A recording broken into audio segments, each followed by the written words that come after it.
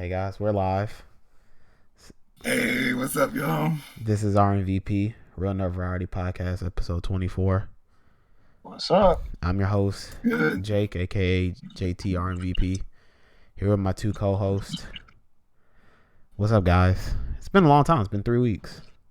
What's good? How I'll let my boy Derek get his intro off. What's up, Derek? It's gonna be a little long. What's up, Derek? How you doing, man? You know, it's me. RNVP CC. I'm just happy to be back with y'all.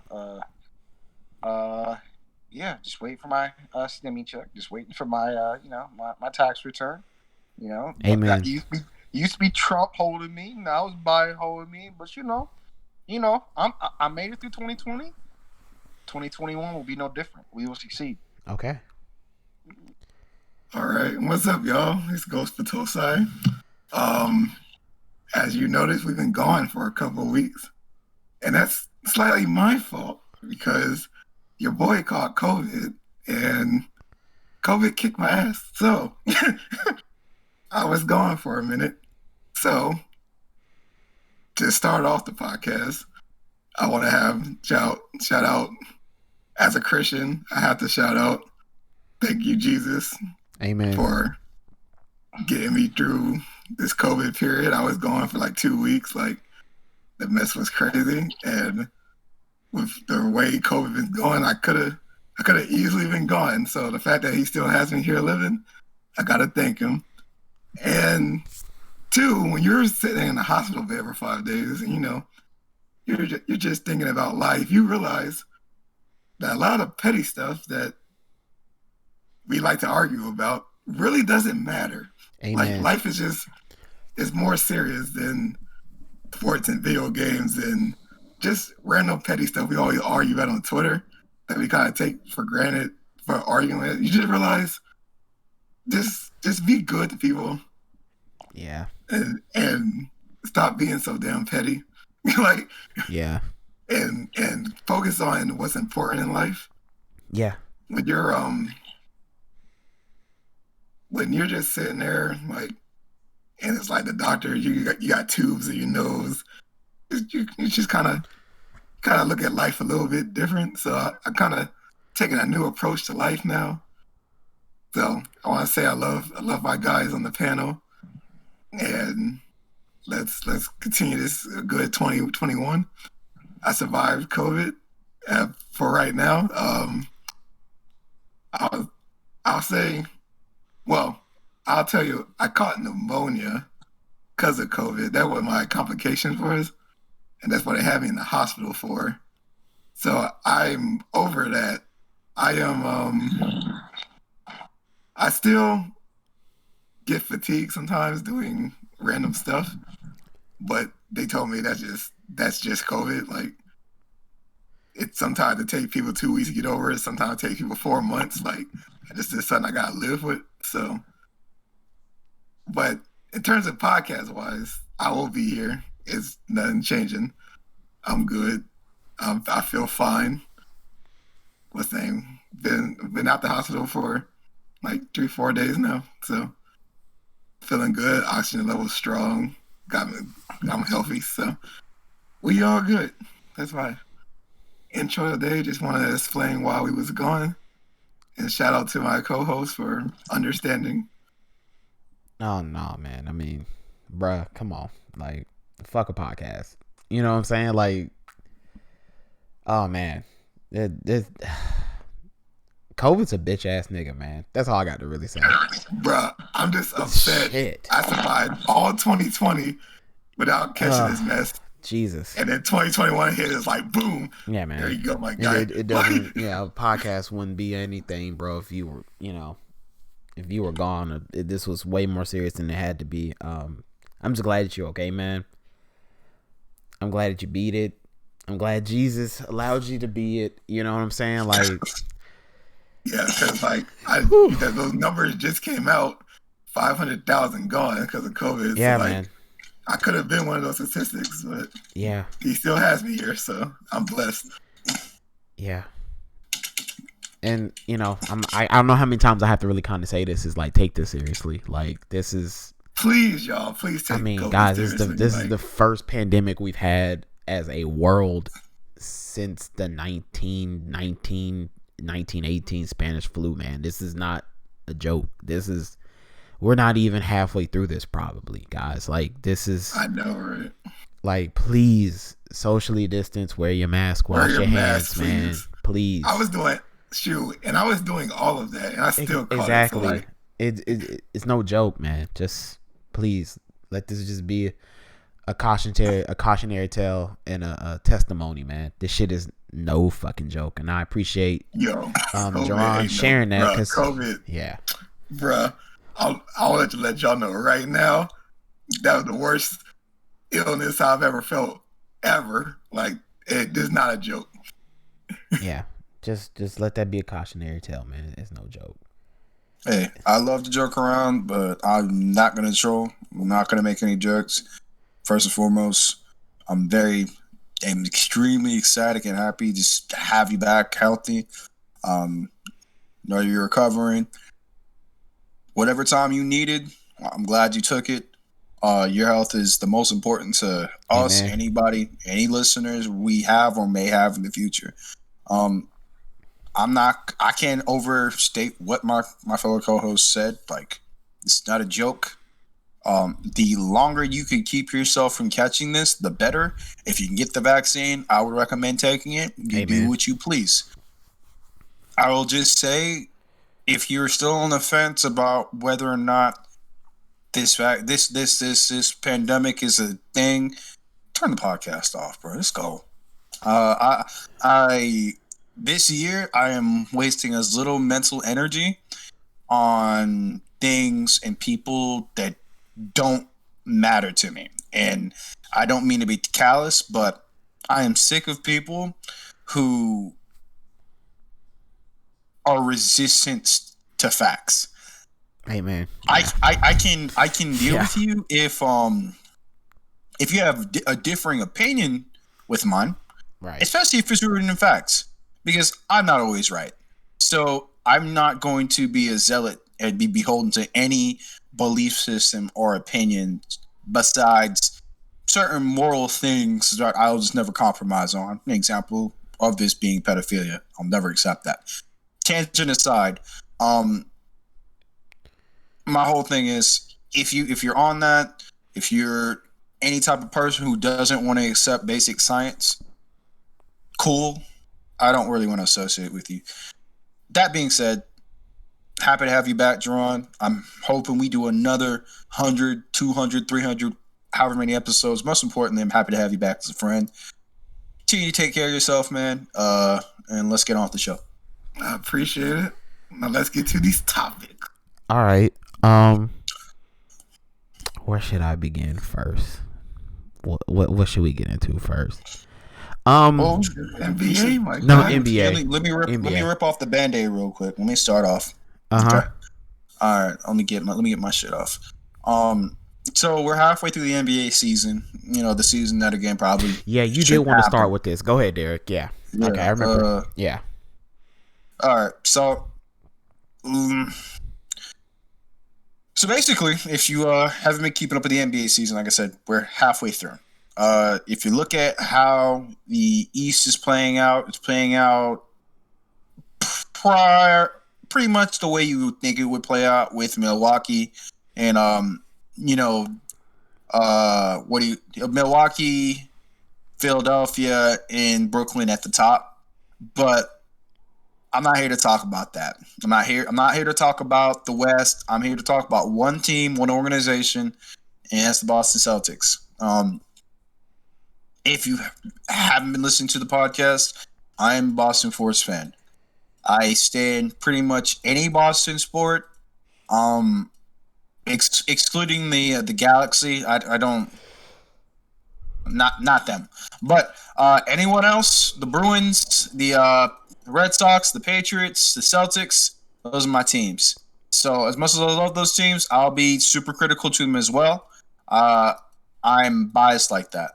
With that being said, this has been probably like one of the most disheartening sports seasons I've had in quite some time. And as spoiled as that might sound, Watching the Celtics has not made me feel any better. We are a young and talented team.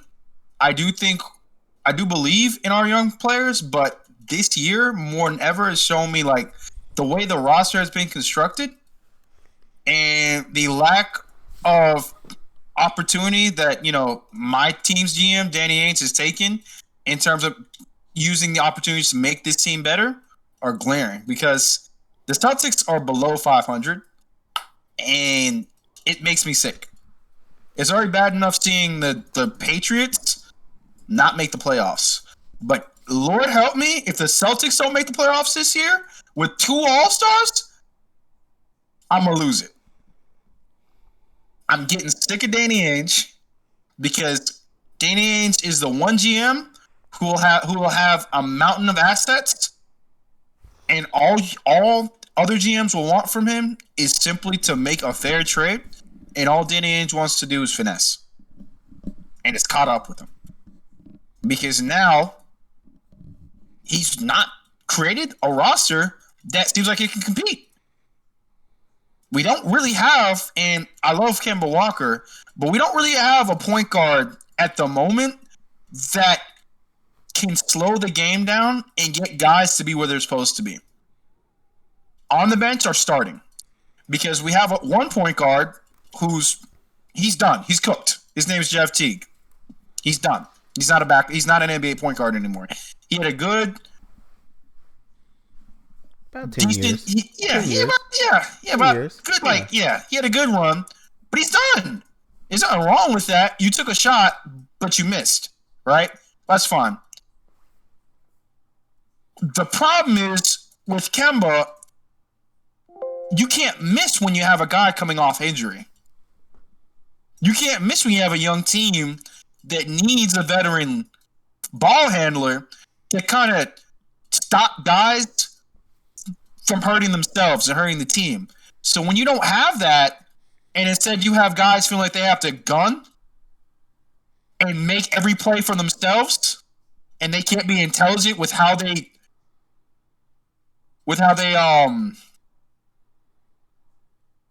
play and how they try to look for their own, because they're always looking for their own, and it doesn't behoove the team, and we're losing games as a result. When we can't close out games that we should win, that's the problem.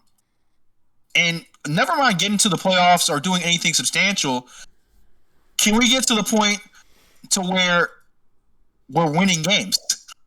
Because it doesn't seem like the roster that, again, Danny Ainge has constructed is capable of that. So I want to rant more, but basically that's it. Like, I mean, I feel like unlike last year, we have decent big men. I think Robert Williams doesn't get enough PT, which is not even a Danny Ainge problem; it's a Brad Stevens problem. I'm not saying we don't have a couple of solid point guards. I know we don't. I mean, Kemba's okay; he's still recovering. Peyton Pritchard is a rookie. I feel like our main issue is, number one, we don't really have wings that can come off the bench and spell a Jaylen Brown or Jason Tatum, because the people that spell Jaylen Brown and Jason Tatum are Jaylen Brown and Jason Tatum. And two, we just don't have a good enough point guard either starting or off the bench to kind of, again, help these guys out and slow the game down just a little bit. It's not fun to watch. It's not fun to watch as a Boston sports fan. And I can't imagine it's fun to watch as any other fan unless you just hate the Patriots. Which, fair enough, you may not hate the Patriots, the Celtics, which you may do, but like, again, like, this is poor. And the owner came out and gave his support and said Danny Ainge's job is safe for another year. I don't know why you would say that with half a season left and no rings to speak of, but hey, Wick, do whatever you want to do. I'm just saying, me personally, I'm getting sick of watching this. That's all I got to say. And give me, if you guys want to give me an assessment, and, you know, if you think what I'm seeing is wrong, if I'm being too overly critical, Be free to tell me, but I think what I'm seeing is a team that just isn't balanced. It's not like we don't have good enough point guard play, especially with the fact that we had both of our like all-stars come off of COVID, which is already hard enough within itself to do as an athlete. But when you have to match it with the fact that now they have to not only carry the offense, but they have to figure it out and get better, like, because now they're the best players on their teams. I don't know, man. I don't know. I'm done talking. I'm not disagreeing with nothing you said. The only thing I will bring up is that your point guard play is hurt because your 2 point guards are hurt. Like, Kimba's just getting back from his injury. So I assume he's going to get better as he plays more. And then Marcus Smart also is banged up with injuries, which was your backup. So, like, yes, Jeff Teague isn't the answer. We already knew that. But, like, they had to do what he got to do because your 2 primary point guards are both gone. So I feel like if you can get Kimba and Marcus Smart back healthy through the second half of the season, I feel like towards playoffs time, you might be able to get this thing to like work better. You just gotta take a little bit of time, though. That's just my opinion on the Celtics. I feel like they just had really bad situations happen to them this season. With, like you said, your 2 superstars catching COVID, Kimba's out, Marcus Smart out. I don't know why he's injured, but he's out. You had a new big man that you had to go place in and get him acclimated. So, like, you just had a lot of stuff going through the season at one time, and hopefully through the second half of the season, y'all could build your team. So that way, y'all might be like 5th seed in the playoffs. Y'all be a hard 5th seed to play. You know what I'm saying? So that's how I see the Celtics right now. I think I told you this, Derek, for about 3 years. Who y'all main culprit was gonna be if y'all don't win a championship. Y'all gotta get rid of him, bro. I don't. You gotta get rid of Danny Ainge. He has to go. Y'all need a GM in there that's gonna leverage and maximize your 2 wings. You have 2 all-star wings, man. You have 2 wings averaging 25 points per game, or at least above 20. That's ridiculous. I don't think nobody else in the NBA has that other than the Clippers. I mean, you have to maximize that, and they're under 24 each. No, 24 or 25 each.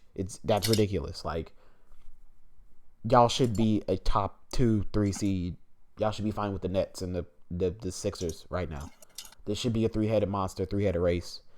It's ridiculous. Brad Stevens is probably, Derek, honestly, maybe just a good coach. Not great coach. Yeah. Not a great coach like we thought he was. In the roster construction and the management of assets over the last 4 years have been absolutely terrible. It's one of the worst jobs I've ever seen a GM do in sports the last 5 years. To have it all set out in front of you and you not do anything. Like, think about this, Derek. I know this is going to sound very disgusting to you. Somebody brought this up. When the Celtics fleeced the Nets 5-6 years ago in that trade, everybody was like, Boston has next, right? With the draft picks. How is it 6 years later, and they are title favorites before y'all? That doesn't make sense to me. That's a gigantic indictment on basically not even the roster. It has nothing to do with the players. I'm not going to blame this on Kimba. I'm not going to blame this on Marcus Smart. I'm not going to blame this on Jaylen Brown. I'm not going to blame this on Jason Tatum. I'm not going to blame this on Al Horford. He's gone. I'm not going to blame this on Kyrie Irving. I'm not going to blame this on any of the superstars, Gordon Hayward, none of these guys. This falls squarely on Danny Ainge and a little bit of Brad Stevens. Point blank, period. Now, will y'all make the playoffs? Yeah, y'all will. But are y'all a first round exit? Are y'all food? Maybe. And I never thought I would say that the Celtics would be food in the playoffs. That's ridiculous. That's no.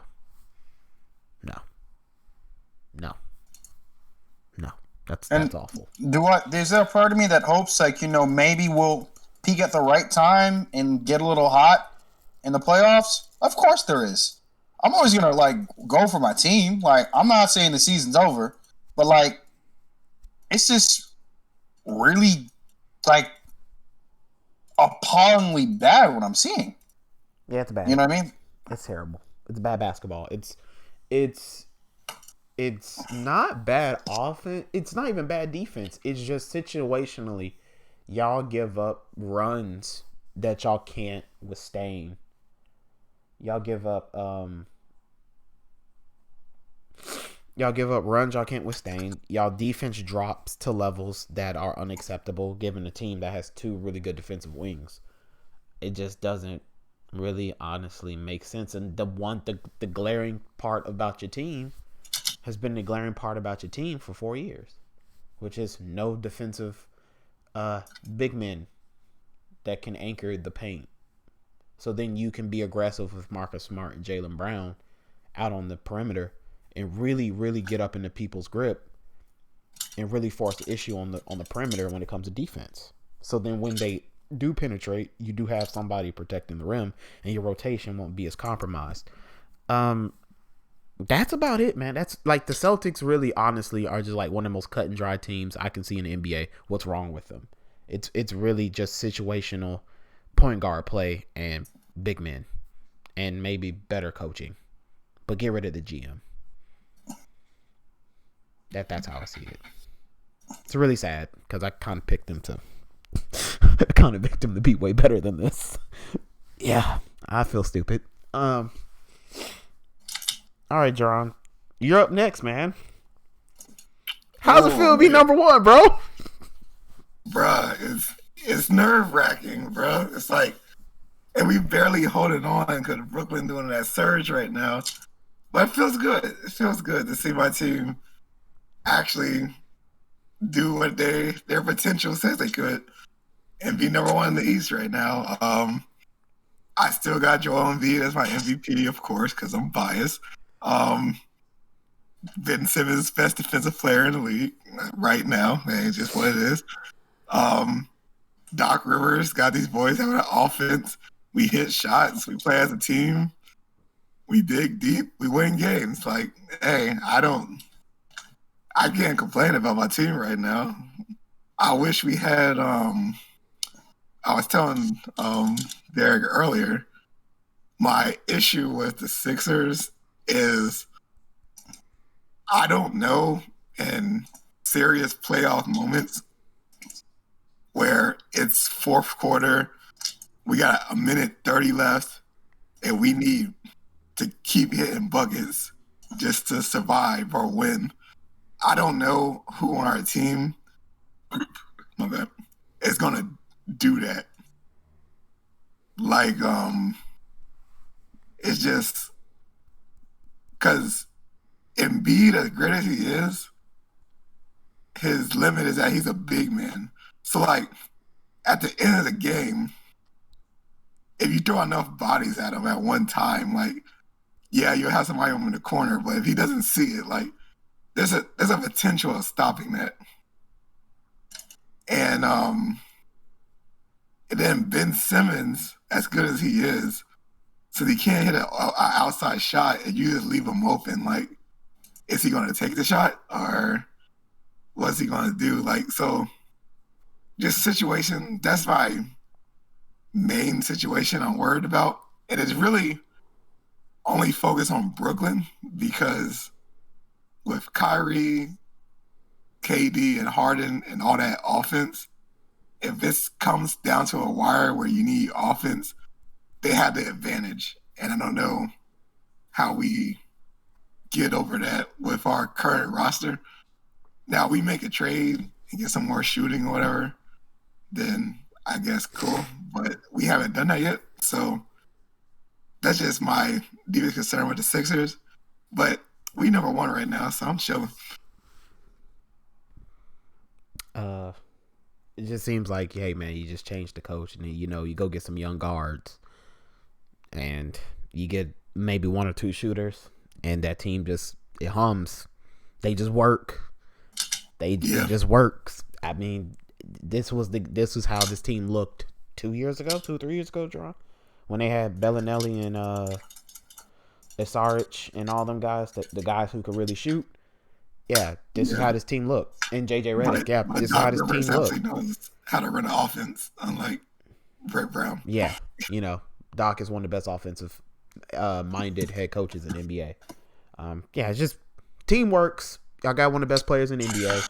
Y'all probably got one of the best defensive players in the NBA. I mean, it just works. This is what I thought this team was going to look like at the beginning of the season.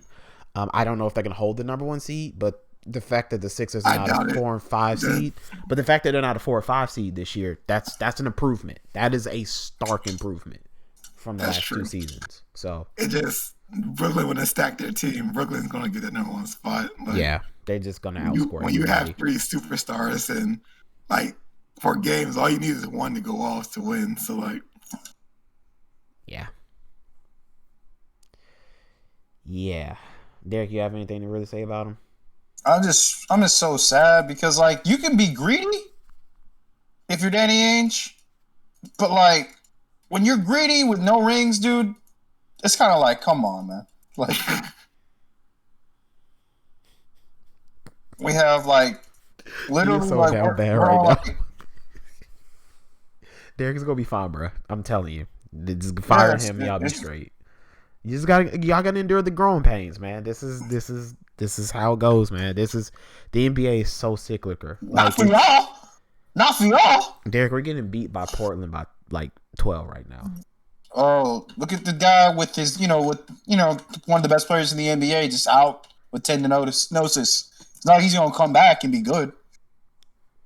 Dude, do you really want me to get into my team right now? You want me to really say what's matter? We're lazy fucks. That's why we're here. Let's go. We're lazy fucks. We've been playing bad basketball for 5 weeks. This soft motherfucker gets hurt. This other motherfucker gets fucking COVID. And look, if you play good basketball and your team plays good basketball, you can survive injuries and people being out. But no. We got a fucking moron as a coach offensively, great defensive mind, and then we have one of the worst offenses I've ever seen in my entire life. On top of, we don't want to play consistent, hard basketball. That's the problem with the Lakers. I'm tired of looking at them. I don't want to see a team lose 5 straight, Derek. I don't want to see a team lose to the fucking Wizards. I don't want to see that. I don't want to see us go to overtime with the Wizards and then fucking lose. I'm sorry. No. Hey, Bradley Beal's a beast, bro. I don't care. I'm tired of looking at them.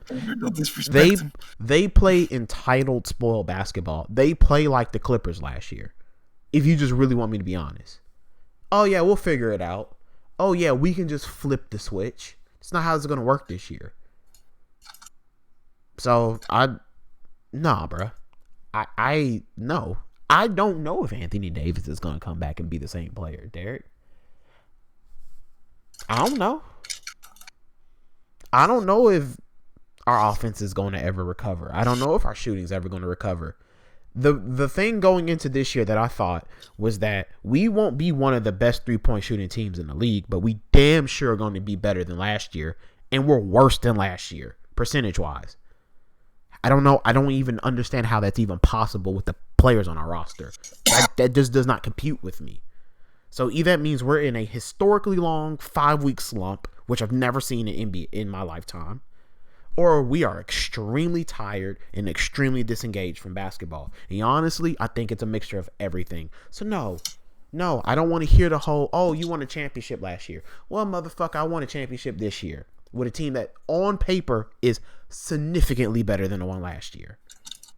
And yeah, it's disheartening and it's frustrating to see this team just go through the motions. I don't want to watch it. I hope Portland donkey fucks us tonight. I hope Phoenix does it the same time 2 days from now. I hope we lose our next 4 games. We deserve this losing streak, bro. We've been trash for a month. We have just been beating people because we probably got the greatest basketball player of all time on our team. Say that LeBron carry you.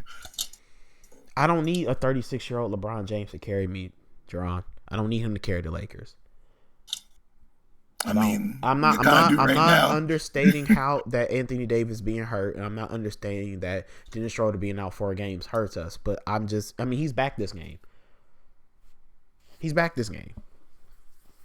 We're playing a team. We're playing a team that's on on a similar 4-game losing streak. And let me see the score. Let's see the score. I can pull it up for you.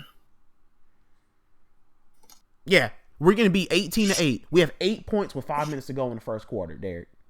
And you think everything's just Gucci? You think everything's fine, Derek? 8 points in a quarter with 5 minutes to go? You think that's acceptable?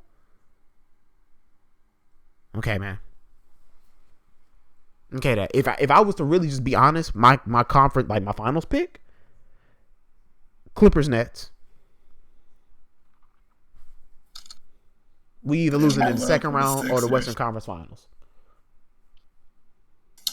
The way we're playing basketball. And this ain't no knee-jerk reaction. I've been watching this for 5 weeks. So. Does anybody want to refute what I have to say? No, because I feel like he's telling the truth. I just feel like...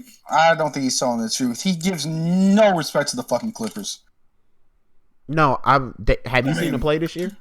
They play significantly better basketball than they did last year. But Derek, you really have to watch the Clippers play basketball this year. They play significantly better basketball. Yeah, but off the Clippers, for the Lakers, I'm not refuting what he said because, like, he watches the team. All I'm saying is, if AD comes back healthy, you got another top 5 player, and y'all can figure it out before the playoffs.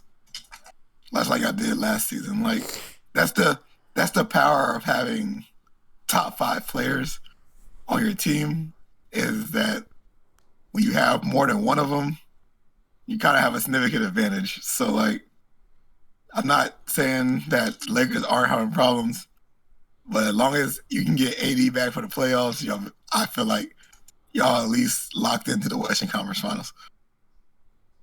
This team should not just be locked into the Western Conference Finals, and I'm not even trying to be arrogant. I'm not trying to be arrogant. I'm not trying to be disrespectful to anybody else. This team is built to win a championship, and I'm not going to accept the Western Conference Finals appearance. I'm just not. That means you just mismanaged the season as players and as an organization, and I won't really honestly get over that. So, nah, not really flying with me. I mean, I can feel that's Anthony Davis' fault, because if you felt like that coming into the season, sit your ass down. Stop playing through an injury that's been bothering you since last year. Like, have you not seen KD, bro? Did you not see KD? Like, this is my problem. Like, what are you doing? I don't need you to be available when you're hurt. Like, sit down. It's fine. It's just a mismanagement of everything. It's a mismanagement of our offense. We still have not fixed the one thing that's our problem, which is offensive continuity. Like, I just don't know. I don't understand it. How many games are we in? Well, we're 22-11. We're 33 games in. Yeah, man. That shouldn't even be a problem. No. I'm disgusted. I don't even like watching this team. This is like literally one of the most least enjoyable seasons so far I've had as a Lakers fan. Sucks for you because the 76ers fan, it's been great. Yeah, I know. You enjoy that shit, bruh. This one's terrible. I don't like this because this team doesn't play hard at all. They play with no effort. And they think they can just flip a switch on everybody. Like, these motherfuckers aren't professionals. And I hate that. Fan, that comes with when you have LeBron James on your back, though. Because, like you said, he could arguably be the greatest basketball player we've ever seen. So, like, he brings a false confidence to the other players. Because you're like, oh, LeBron back us up. But, hey, that man 36 now. Y'all yeah, man. Got to stop that. Yeah. Yeah. Sometimes, man, you just got to hit your shots and play good defense. That's all he's asking you to do, and they can't fucking do that. So, I mean, honestly, the more I talk about him, the more I have the urge to throw up. So, yeah. Oh, we lost the Lakers, all right. Yeah, no. I don't want to give that fuck ass team of any fucking attention right now. All right. I'm off of them. I'm off of them until probably the end of March. Then. I'm off of them. I don't want to talk about them. Let's move to these All-Stars then. What y'all think? Devin Booker and Trae Young need to shoot the club up. Booker's in. He's in now. Yeah. Yeah, If Booker's it wasn't in. for Anthony Davis being hurt, he wouldn't be an All-Star, which is fucking nuts. Yeah, it was wild to give it to Chris Paul over Devin Booker. But Yeah, let's just be honest. Like, that's nuts. That's just like Chris Paul being Chris Paul. That's it. yeah. Yeah. Like, and then Trae Young, like, should shoot the club up. Like, he should be All-Star. Are you stupid? He's like the reason that Atlanta has most of its wins. Like, come on, bro. Like, it's just bad basket. Like, Sabonis, even though he was hurt, he had to get voted in or, like, have an injury to get in. I mean, just, come on, dog. Yeah, the Friday pick Vucevic over Sabonis. Come on, bro. Like, for real. Sabonis yeah, come on. This ain't even close.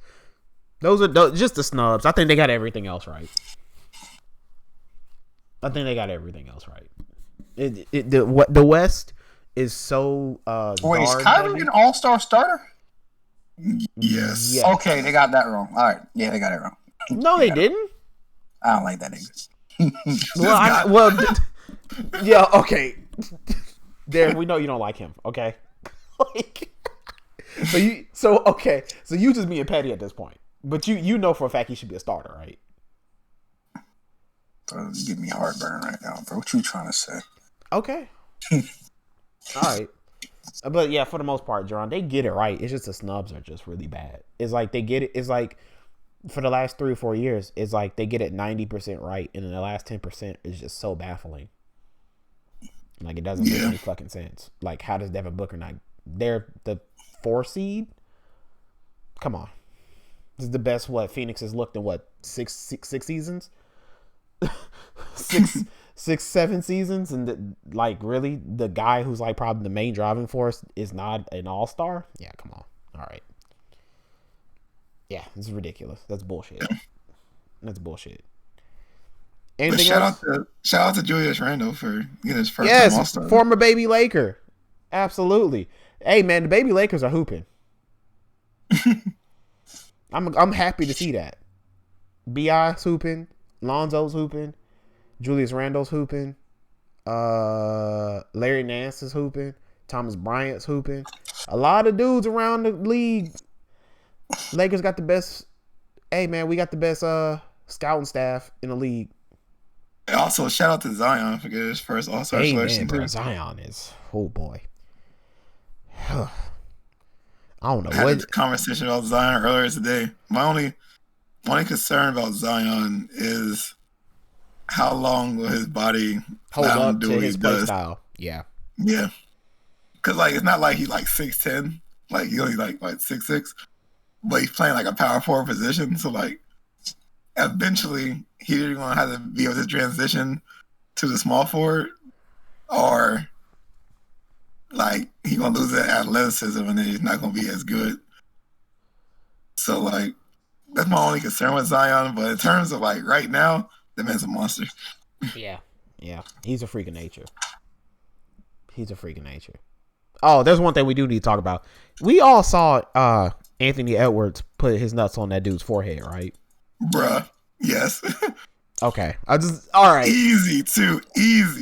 I ain't seen it done like that since like Blake Griffin. Yeah, bro. I ain't never seen somebody get up that high and throw it down that hard in a very long time.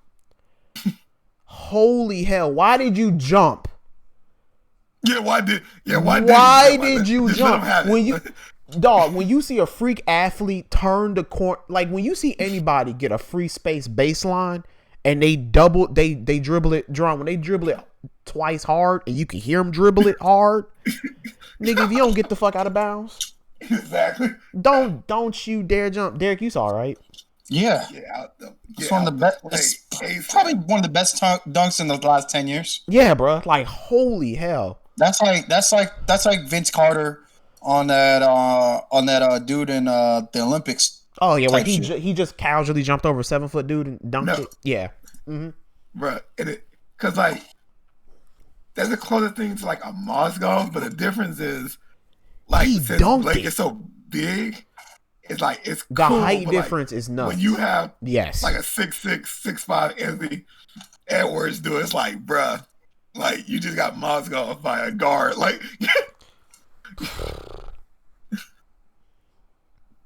Crazy. Damn.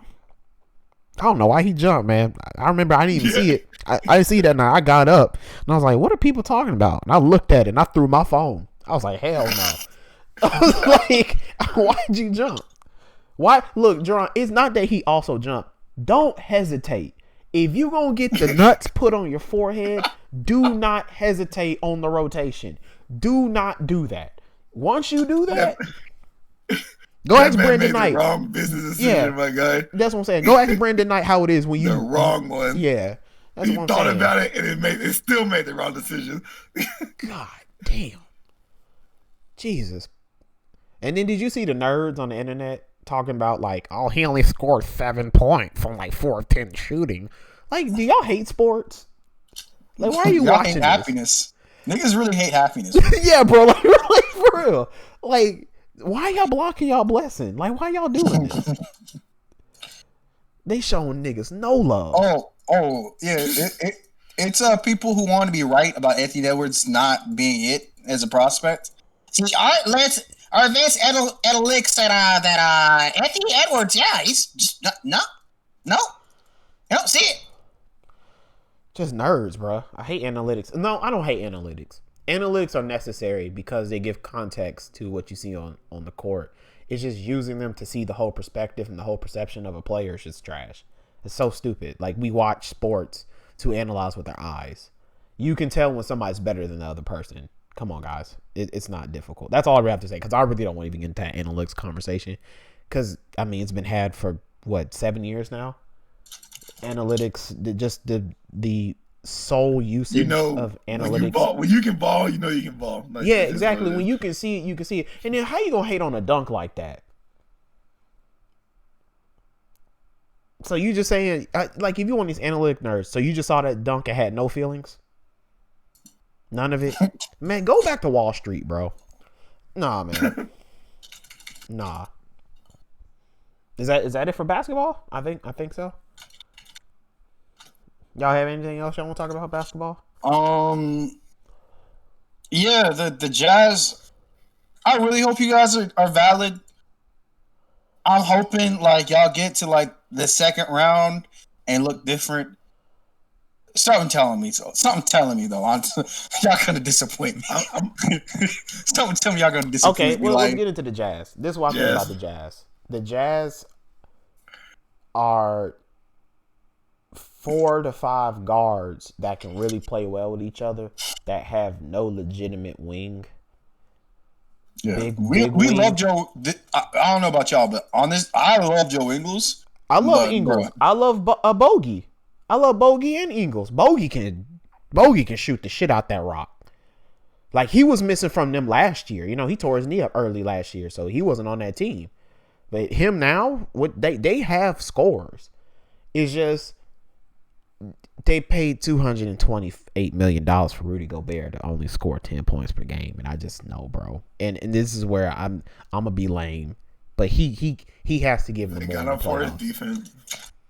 Yeah, but Jerron, $228 million, and they bought him because who else is coming to do? Because who else is coming to Utah? I get it. Tell me. I get it. Honestly, yeah, you're right, man. You're right. They had to make that move, and that's just coming to Utah. No, you don't. That move. No, you don't, bro. Okay, we got to stop this fallacy. Okay, we got to stop this fallacy. Because literally, we saw Gordon Hayward go to the fucking Charlotte Bobcats for a bag. Let's stop this. Oh, they ain't going to no small market because they will. Maybe not the player you want, but somebody will I come. feel like that's a different. Yeah, but Derek, that type of impact he gives to that team. But I'm not they're saying in a win now mode though. Yeah, and Derek, that type of impact that Rudy Gobert does for their team and their scheme is worth they don't it. want to. Yeah, that's it. But I'm saying like, Hayward does what he do? But does what Gobert's he a big man.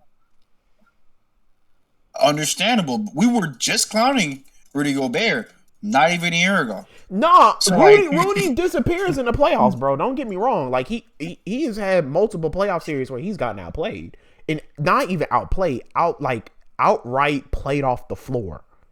Right? Like there's He's unplayable. He's fucking unplayable in the playoffs. Right, but what Jerron is saying, I understand. Jerron is saying to me is that he understands why they paid him that much money, because for their scheme, for the team, for the continuity and his impact on the team, to them he's worth that money. Yeah. To us, it might not be, but to the city of Utah, one, they love Rudy Gobert. Yeah. So he's selling jerseys and getting like TV spots or whatever.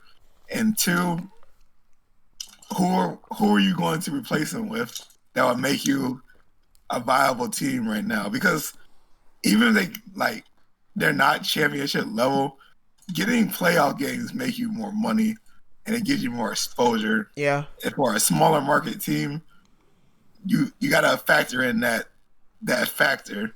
So like paying Rudy Gobert that money is like, oh, you don't want to do it, but in the long run it'll work out. And if we get lucky enough, we can pull a championship out of this. So I understand why they did it. Yeah, they're the number one seed, bruh. If they continue playing like this, the championship has to go through Salt Lake City. So I mean, exactly. Hey, it's working out for them so far. I just think that the way they're winning games is ball movement, player movement, 3-point shooting, and they have a bunch of guards and smaller wings that are playing excellent basketball. This is what people thought Brad Stevens would do. Yes, it's what Quinn Snyder's doing. Yes, that ball movement, moving without the ball, cutting, getting guys open, the extra pass, which I wish the fucking Lakers would fucking do. You fucking morons. Yeah, that they play beautiful basketball, man. I watched that game I watched like that first quarter, and it was just like the offense was beautiful to watch, man. The teams are gonna give them problems to somebody like the Clippers. Like we'll give them problems if we're healthy. But like the Clippers and the Suns would give them problems because they have wings and guards that can kind of go back and forth. And like they're probably gonna have trouble stopping elite wings, like elite wings. And there's two teams over in the West that have that. So Lakers to me, Lakers and Clippers. Yeah, but They are fun to watch. Just watch them. They are one of them teams. If you have the NBA League Pass, just turn it on. Seriously, just turn it the fuck. They are what? I mean, they shoot like a ridiculous as a team, like 40% from three. I ain't never heard of that before. And then shout out to another baby Laker, Jordan Clarkson, 6th man of the year. Just let y'all know that he's 6th man, easy. Then he averaged like 18 off the bench.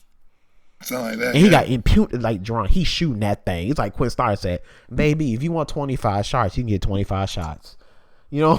Like he just shooting. I think he's like the only dude on a team other than Donovan Mitchell that has impunity to shoot that rock at any point in time he wants. So they have it cooking over there. Yeah. This NBA season's been good, even though 72 games is too many games in my opinion. But it's neither here nor there. Yeah. Hopefully you have no any more catastrophic injuries. Yeah, exactly. Yeah. And hopefully no more COVID cases. Holy dude, it's like every goddamn week somebody in the NBA is getting caught, false positive, a positive, maybe a false negative. It's like it's nuts. Just needs to. Yeah, it's nuts. Hopefully we can get All-Star break, everybody recoup, and then we'll do it from there. I think the All-Star game is gonna be a 2-pack of ass, so I'm not even gonna tune into that. Yeah, it's not gonna. Yeah, it's not gonna be that great. If you think, look, John, last minute on basketball, and I think everybody is gonna know this. If you think these rich black men are coming to goddamn Atlanta for a basketball game while Atlanta's been open all of COVID, you got another fucking thing coming. That whole week we gonna see Magic City full. Y'all know what I'm talking about. Okay, let's go. Let's go to NFL. All right. So, are we seeing the rise of player movement in the NFL, guys? A little bit, yeah. You see, it's only for the it's best only for high value quarterbacks. That's it. Yeah, for now. See, that's what JJ Watson released me, and they said yes, good sir. but they did. But they're okay. Let's use context, right? That is funny, but the Texans stuff. So like, I mean, he's older. He's owed $17 million. He's white.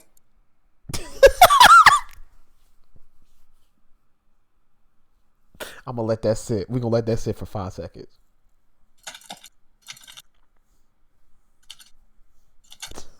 Yeah, you're right. No, you're right. No, I'm just saying, we gonna let that sit. We're gonna let that sit for a minute. Because I didn't think we were gonna go there that fast, that hard. Okay. Yeah. All right. Hey, look, Gerard, Derek's ready to pod. You ready to pod today? Okay. All right. Okay. This nigga really said, "Yeah, I'm done here." They were like, "Yeah, we got you. We understand." Deshaun Watson, man, just sit down. Wait, give it a chance. Give it a chance. Hold on, nah, chill. Yeah. So, if anybody doesn't know, Deshaun Watson and I think Russell Wilson have both. I mean, well, Deshaun Watson has definitely asked to be traded. He's done with the Texans, and Russell Wilson he ain't going to OTAs. He ain't going to. No, he is done playing with them. He is going to forfeit a lot of money if he can't get out of there. And even though JJ Watt's an older player and he is not at the production level that he used to be, and he's worth $17 million, so it just makes sense for the Texans to cut him. It's just a very stark contrast that I wouldn't even say he's a superstar anymore. A star white defensive end can ask his team for a release, and they oblige him, and the black superstar quarterback who got lied to, who you could easily get money for. You could easily get way more assets for. Ask for a trade, and y'all just be like, "Oh no, baby, it's okay, chill." You know what I'm saying? Yeah. I mean, they're doing the same thing that Dak Prescott in Dallas. So like, yeah, they strong arming Dak on the contract. Now you got Russell Wilson out here basically saying that the Seahawks. I didn't even see this stat. He's been sacked like 395 times in like 9 seasons. Yeah, I would want out too. So what we have is a situation in the NFL where I think players are starting to realize that they're the lifeblood of this sport, and that they can control their destiny to a certain extent. And honestly, it's the NFL's fault. They put themselves in this position because y'all have elevated the position of the quarterback over the last 15 years. Nobody told y'all to do this. Nobody told y'all to elevate the quarterback the way y'all have.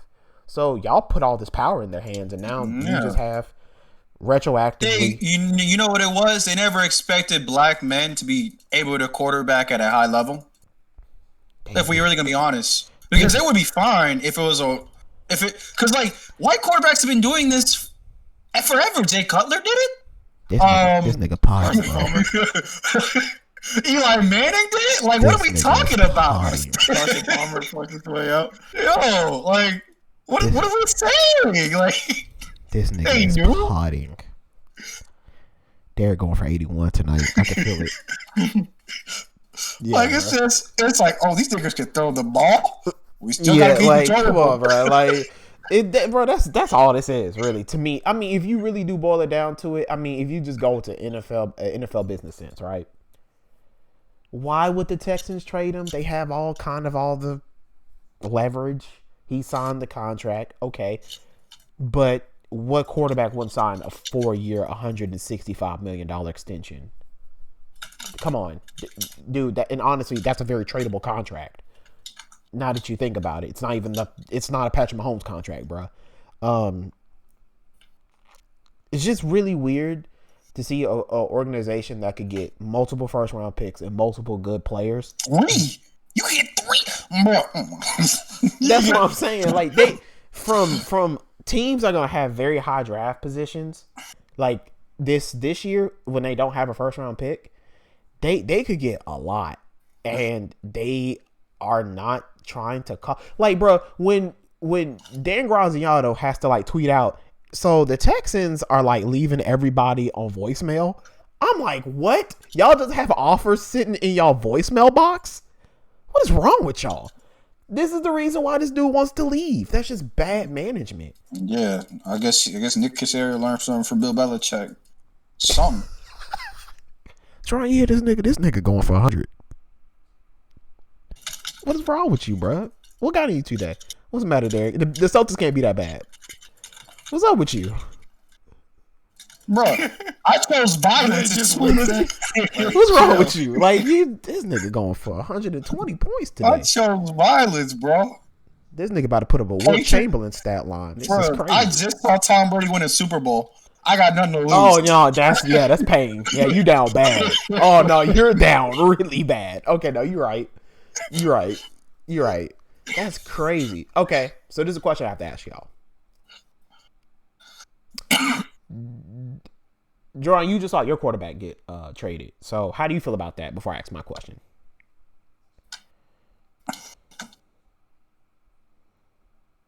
Is he there? I mean, he's thinking it didn't work out. He said, "That's not my quarterback." I don't know who you talking about. I didn't see no one get traded. He said, "I thought the trash got taken out." That's what I saw. Shit. Well, damn. Let me leave and come back, because apparently y'all can't hear me. No, we can. We can hear you. Okay. No, I mean, it didn't work out. We got draft conversation for him. I wish him the best. We moving on. That's how I feel about the Wentz thing. Can't do nothing about it now. Damn. See. Okay, Derek, you so messy today.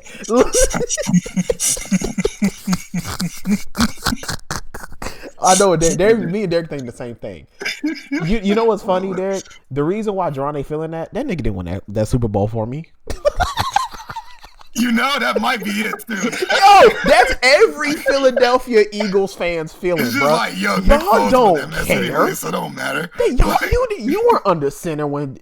Hey, look, Jerron's like, you didn't run the Philly special, nigga.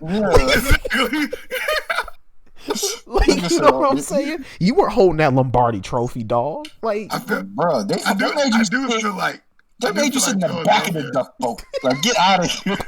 Nick Foles was at the front.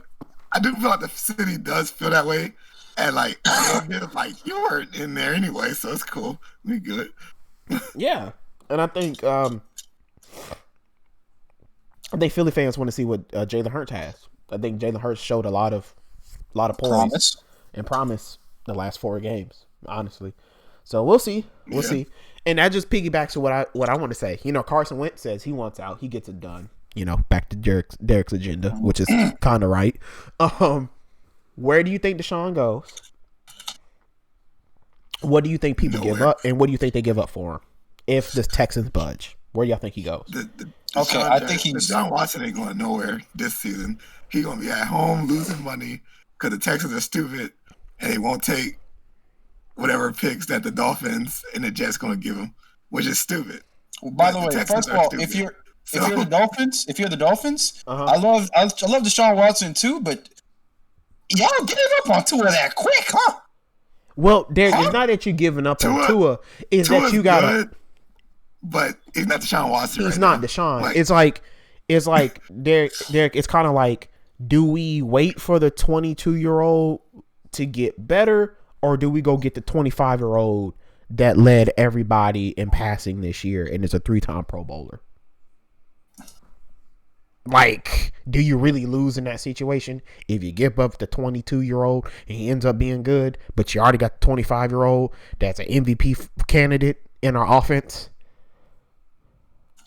You know, in a division that you can honestly probably now, if they get him, becomes an extremely interesting division after for 20 years being ass juice. Like, I would do it. I'm at the 40. Yeah, I'm the Dolphin. Yeah, I'm the Dolphin. I'm doing that in a heartbeat. Yeah, I'm doing that in a heartbeat. You want 3-4 picks? Here you go. Yeah. So, John, your stance is he gonna be sitting at the crib. Yes, because the Texans are stupid and they're very prideful, and they're not gonna want to give up Deshaun Watson. Like, it's gonna be to the point where it's gonna be like, oh, we have to get rid of him now. You said prideful?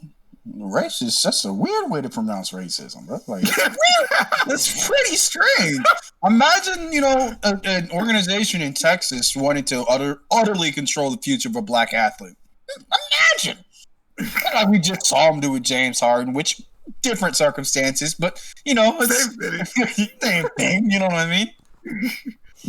But hey, I understand being a Texan and not wanting to see Deshaun Watson go. That's fine. All I am saying is that you have to understand that at a certain point, and maybe the Celtics are starting into this, from the top up, maybe you have a dead fish. Or from the top down. Maybe you have a rotting fish, and maybe, you need to have a Clipper situation come through where somebody gets exposed or canceled, and a team gets sold, and you have an owner that wants to win instead of just own an organization. But until then, you're going to have certain organizations, whether they get blessed by ping pong balls or not, that will have really talented players, but just can't figure it out. And I don't want to hear that athletes don't want to play for small market teams because we literally saw Giannis re-up. I don't want to say that players won't go to small market teams from other teams. If you have the money, especially in the NFL, where they make it so difficult for players to make their money, like, you're going to continue to have players be able to make crazy amounts of money, but leave because of bad situations, because of bad management, ultimately bad leadership, bad ownership. Yeah. By the way, did y'all peep how the NBA tried to roll back calling the league owners, and they want to call them governors? No one calls them governors. No one, that is not caught on at all. We know it is. Okay. He's trying to rebrand the Big Mac. Like, what you doing? Now that you know what time it is, you wanted to change it now? Nah, you're gonna have to let that stick. We smell it. He said rebrand the Big Mac. All right, Derek, where do you think he goes? Well, I'm hoping. I'm trying to show a nigga love, so I'm hoping he goes to the 49ers. I'm hoping. Now he's speaking my language. There you go. I'm hoping that he gets traded for probably 2 first-rounders. Amen. And maybe not too much, because he's not going to want to go to a team that's completely depleted, but maybe 2 first-rounders and 2 seconds, and maybe a conditional third that turns into a second. Spread over the course of like 5-6 years. I fuck with all that. You put Deshaun Watson in the Kyle Shanahan offense. Generational. That's all I got to say. It's going to be generational, bro. Yeah, like Joe Montana vibes. That's all I'm saying. Bruh, I want that to happen so bad. And I'm being biased. That's my team. I need that to happen. I need it expeditiously, Kyle. John, I know you're going to the Hall of Fame this year. John, Mr.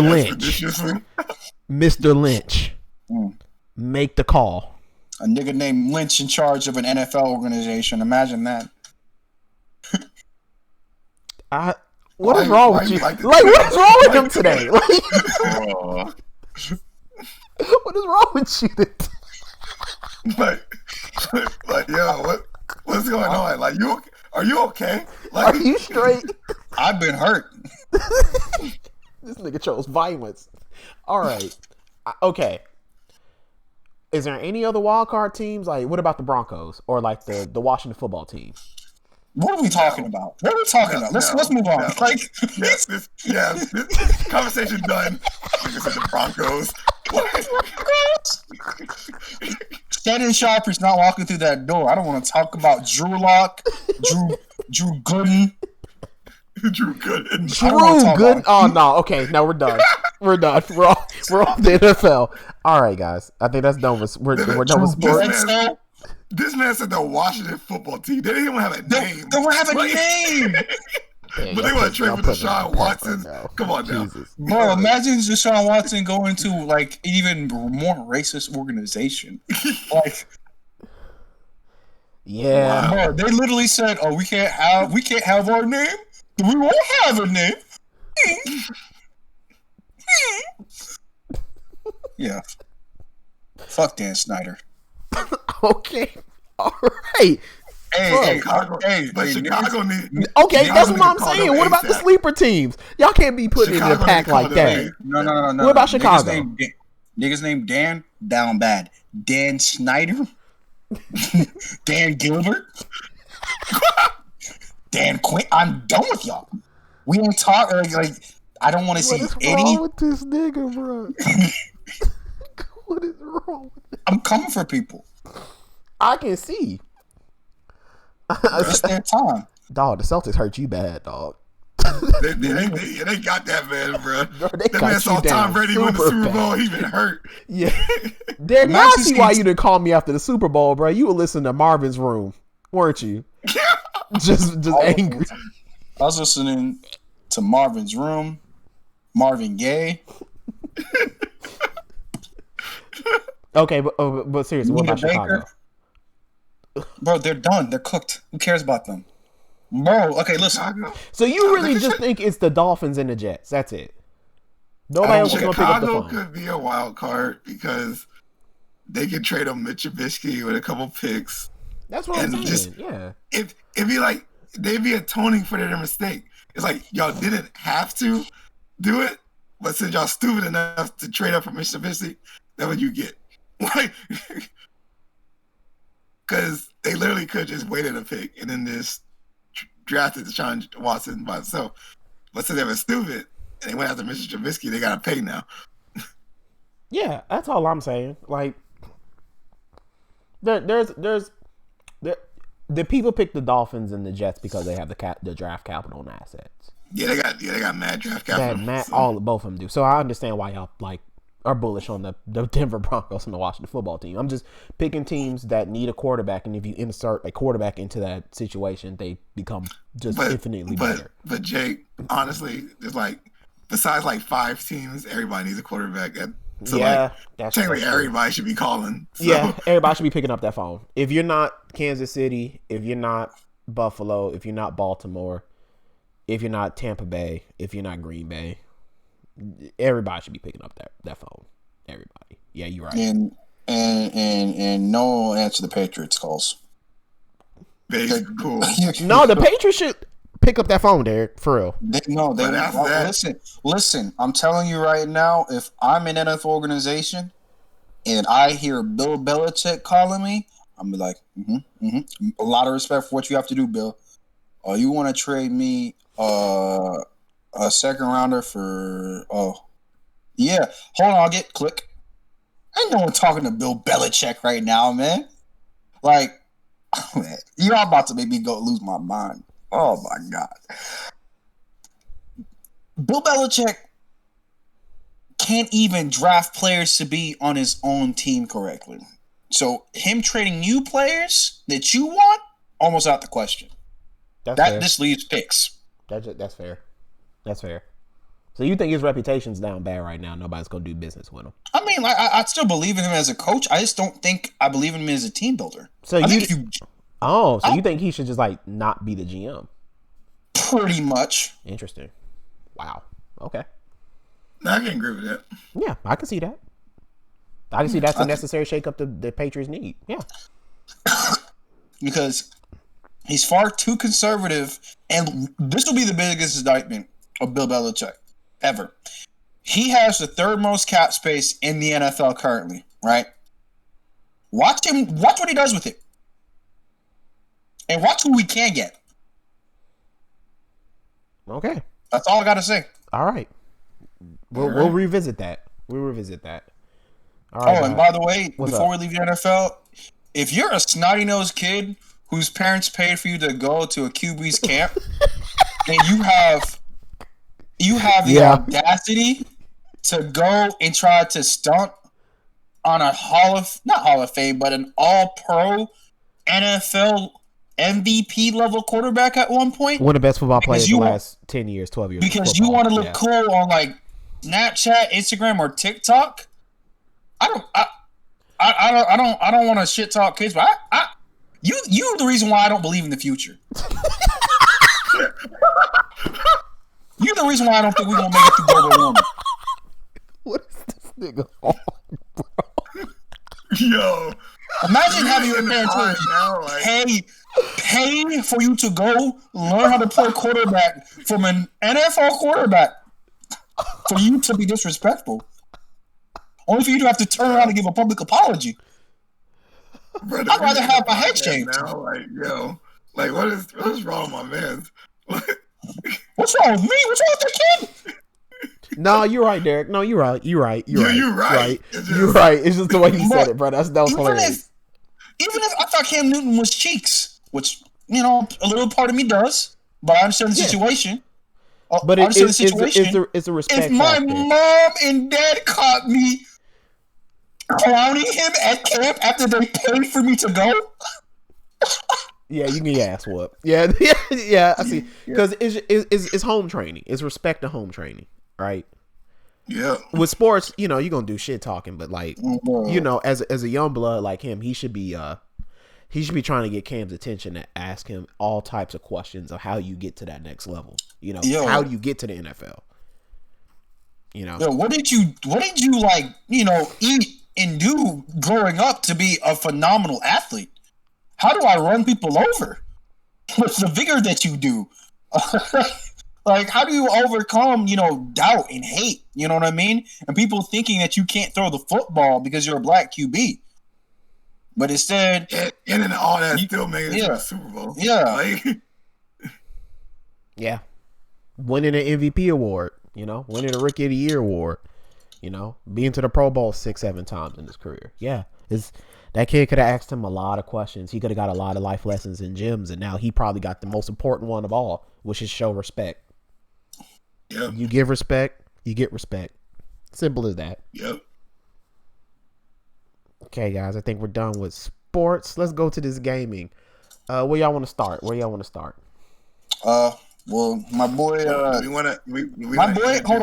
on. Yes. My boy Trails from these hands is in the chat. I don't know if he wants to come on, but I will talk for him, and if he wants to come on, he can check it in any time.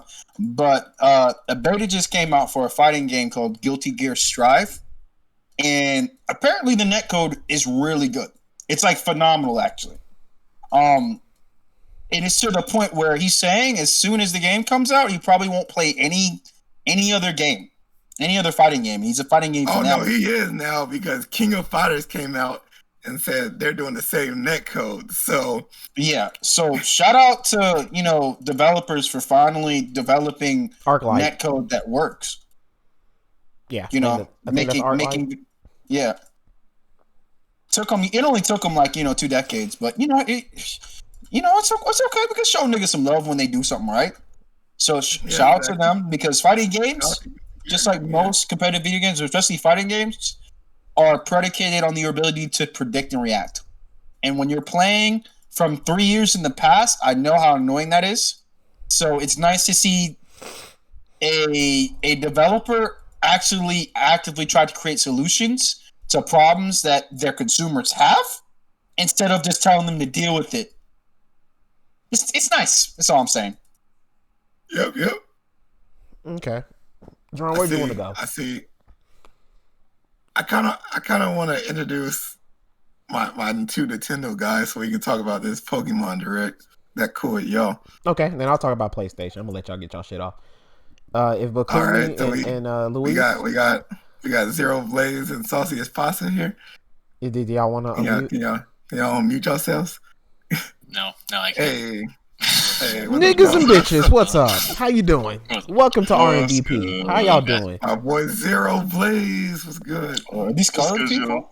I did not Oh, agree God, to here this. we go. Damn, you're right though. My Only bad. on I gotta Wednesdays. go. Only on Wednesdays. I'm sorry. Hold up. Yeah, damn, you're Oh, right. no. So no, seriously, how y'all feel about an open world Nintendo game? I know y'all should be like a Pokemon game, Not the first time. It's the first time for Pokemon, but not the first time for Nintendo. right? Yes, correct. I mean, Wait, you want to get my No, okay. Let me ask y'all thoughts, or you wanna questions. get, I'll like, ask you general? questions. no, you have to. No, we have to explain this because I did not watch this Nintendo Direct. So Okay, I yeah, need no, Sasuke's- but Louise, let me ask y'all a question. Let me ask the questions first. Yeah. So we can just be a little bit more organized. Mm.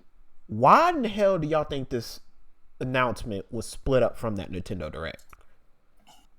Because the Pokemon Company operates completely separately. Separately The from Nintendo. Pokemon Company Okay. owns the IP. Okay. Nintendo simply has a 1/3 stake in that company Totally separate. and owns a third of the Pokemon IP. So they're But autonomous. the Pokemon from- Company. Okay. Yeah, no. Cool. It's entirely economics and politics based. So basically, when they move, so they basically make decisions if a Pokemon property will be in a Nintendo forward-facing event. Okay, cool. Yeah. Because I was like, dang, that Nintendo Direct would have went off crazy, like crazy Yeah, if they had it. It would have. Yeah, I was I mean, like, I bro. can talk about that one too, but that's a whole separate thing. No, we can get into that. Like, Yeah, absolutely. But go They're into more relevant Pokemon. topics. What do you want to say? How do y'all feel, man? All right, Bookham, you want to go first? Or you want me to go first? You go first, Luis. I'll just Because- piggyback with you for now because Jesus Christ. Oh yeah, go ahead, man. Because first of all, was your body ready? No, it I wasn't. mean, honestly, like, I'm not gonna lie. I read the leaks early. I you saw that there were did? leaks, and I was like, I gotta see it. This gotta be real. Trash. I do this every time. I do it every Yeah, no, time. me and Luis do this. Like, we See, I spoil do this every ourselves. time because I never hate expect leaks them with to a be right. passion. I never expect them to be right because The thing is, 80% of them are are wrong. fake usually. He's Hey, he's right hey. on that aspect though. Like Have usually they're you fake. guys were not as wound up in the whole batch of Smash Bros. DLC content leading up from or coming out of Ultimate. When Ultimate first announced their Spider Pass, right, and then they dropped Joker, and everyone was like, "Holy shit, Joker's here! Oh my god!" And like people started speculating. I remember the year after we were supposed to get the final character, and we saw Shadow. We saw Gino. We saw Sora. We saw Goku. And this one was like we saw Shrek. We saw Lugia, like the Pokemon, separate from the Pokeball. Like we saw What are you talking about? like we Man, like no, times people are wild, would make bro. people would make fake leaks all the time. So I just go around and like at this point I'm expecting most leaks to be fake. The fact that the last week's direct and then today's Pokemon thing were both accurate is crazy because that never happens. Usually He's it's not just a wrong. bunch of crap and I'm like, ooh, okay, so what are the spicy memes coming out of this? But the fact that both of them were right, kind of softened the blow on how these were supposed to be exciting topics to me. I mean, I enjoyed both of them regardless, you know. Seeing oh man, the talking about the aesthetic of the new game, about the remake of Pokemon Diamond and Pearl is a Bruh. that's an I- hour-long but- topic. That's an hour-long topic. I Because love you the hear. aesthetic, I love love that. that. too. but a lot of people hate it, my guy. A lot of people hate The it. thing is, I understand why people hate the aesthetic, but the level of hate. It doesn't make sense. Think about it. Like I know that aesthetics are personal. Mhm. Like your opinion on art is separate from my opinion on art. That's fine. But to say that Nintendo is a shit company, that it deserves to burn, you should never buy a single product. Even though, first of all, the Pokemon Company is outsourcing this game, so that's its own thing. Nintendo has nothing to do with this. They blame Game Freak for outsourcing it so they could spend more time On the new making game. the new game when everyone was literally crying when Sword and Shield came out 2 years ago that Game Freak should be out of the whole game development process because they ruin games.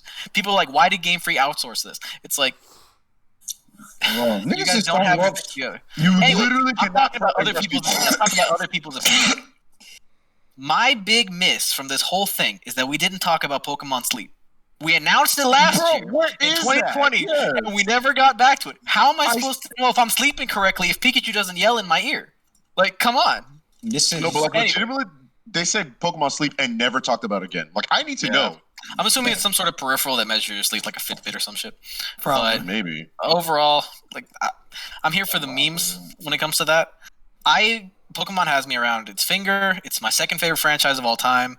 behind. The Legend of Zelda, and like I they see you're put out also something. a man of culture, Luis. Yes, two favorite franchises of all time. They make up like 6 out of my top 10 favorite games between those two franchises. And like I loved it. I love the fact that we are getting this chibi 1-to-1 recreation of some of people's favorite version of Pokemon. I didn't like the fourth gen a whole lot. Yeah, ever. But It's one of the most that's famous partially Pokemon games because ever, I right? didn't really like that gen as far as the designs go. For me, Pokemon is like really intrinsically tied to the designs. I don't necessarily play Pokemon for a story. Hold I don't play on, Pokemon for Luis. like. You gotta stop. Nani? You telling me you didn't like Cynthia? Bro, come on. No, he didn't mean Cynthia. No, Cynthia's an exception. Relax. No. No. The trainer designs and the Pokemon designs. The starters? No. No, bro. Okay, there are bangers in every gen, right? There are bangers and losers in every gen. No. Bro, Volcarona's Gen 5. Pokemon was Gen 5. Gen 5 is my favorite gen from a gameplay perspective. And honestly, Okay, my fault. Not Volcarona was a miss. You telling me you don't like Garchomp? No. Garchomp's a banger, but then show me Bronzong. Bronzong is kind of ass. Hey, don't be hating on Bronzong. Cricketune? No, you telling me that Cricketune is where you're gonna die on this Okay, hill? hold on. No. Okay, you know what? Cricketune and Bibarel, I understand. Those are not bangers. Those. Yeah, no. Yan dude. Mega? You're telling me that Yan Mega was a banger? Yes, I don't want to talk about it. You telling me that Electivire and Magmortar were bangers? Wait, hold Yes.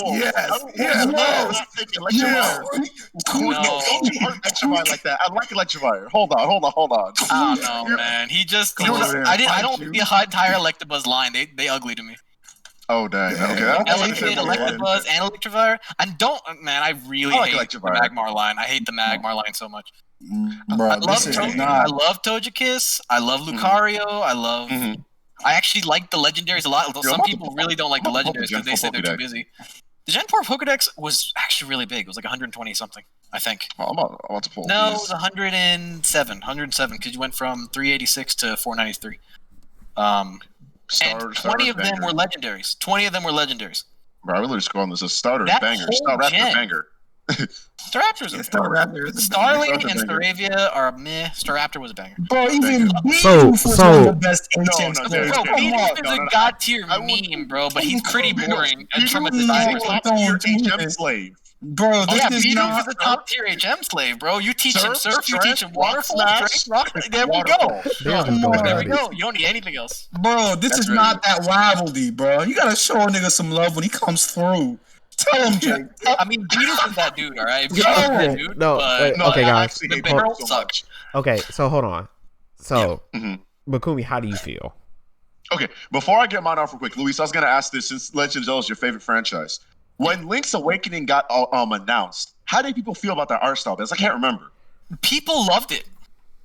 Okay, because I've seen a lot of comparisons between that art style and this one. And I'm just like, They are very so why is similar. that I mean, hate? Pokemon's a Let little me- less let me- well done. Let me tell y'all the problem that people are having.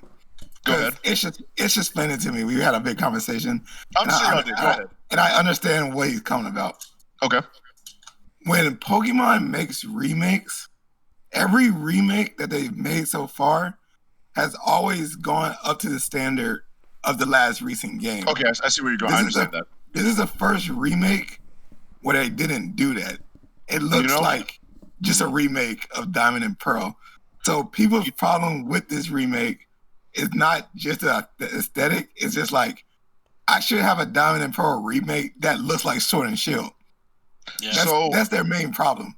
Surprisingly, I actually thought about that while I was at work because I was comparing remakes. I was like, okay, Fire Red looked like the current time, like Ruby Sapphire, and then so on and so forth. So I understand that point. That makes sense. That was Ish's whole thing. Is like your the level of standard that we have for your remakes is not up to par on this one. Well, this isn't a remake. Come on, man. You got. Well, that's partially. Well, that's the thing is. Part of that is that Pokemon was using each remake to pad the yearly release cycle because Pokemon is the largest franchise in the world as far as dollars is concerned. It outgrosses Marvel, Star Wars, Terminator, Dragon Ball. Every other franchise in the world pales in comparison to Pokemon in terms of dollars spent. So they used the remakes to pad out, and this year is no different. But what they would do is that they would just have the same. Part of the reason why the quality just seems to dip every gen, especially since the transition to 3D, is that they use the same team every year. So they have like 6 months to a year turnaround time to pump out these games. So it's like, while yes, those games, were brought up to the same standards as whatever gen they were in, like, you can't. I feel like them prefacing with they put out they used a literal contractor to make these games should like put in your mind that this isn't the same thing. This is not the same as the core Game Freak team working to make this game from the ground up, like a Gen 8 version of the old game. And that's because they are giving you a Gen 8 version of the old game. It's called Pokemon Legends Sinnoh. Yeah. Which that's my thing, but Bukumi, that's my go ahead, BK. My bad. Oh, you get okay. Where was he even gonna start? Yeah. How did you feel about the whole thing? So when I was trying to watch this whole thing while I was at work, which that was interesting, but I'm excited personally. I like how the art style looks, and I'm really excited for Pokemon Legends, to be honest. My thing, like, I understand where they're coming from in terms of, like, this one isn't quote-unquote, like, up to par with how the usual remakes are. I agree with that because that is true going off of their history for it.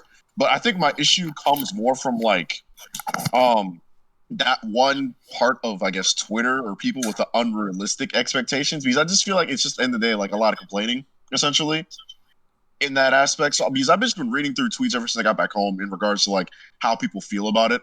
And I'd have to agree with Luis in the aspect of those who are like, oh my fucking goodness, Nintendo burn in hell. This is a shitty game. Like, bro, please calm down. Eat a Klondike bar. Like, yeah.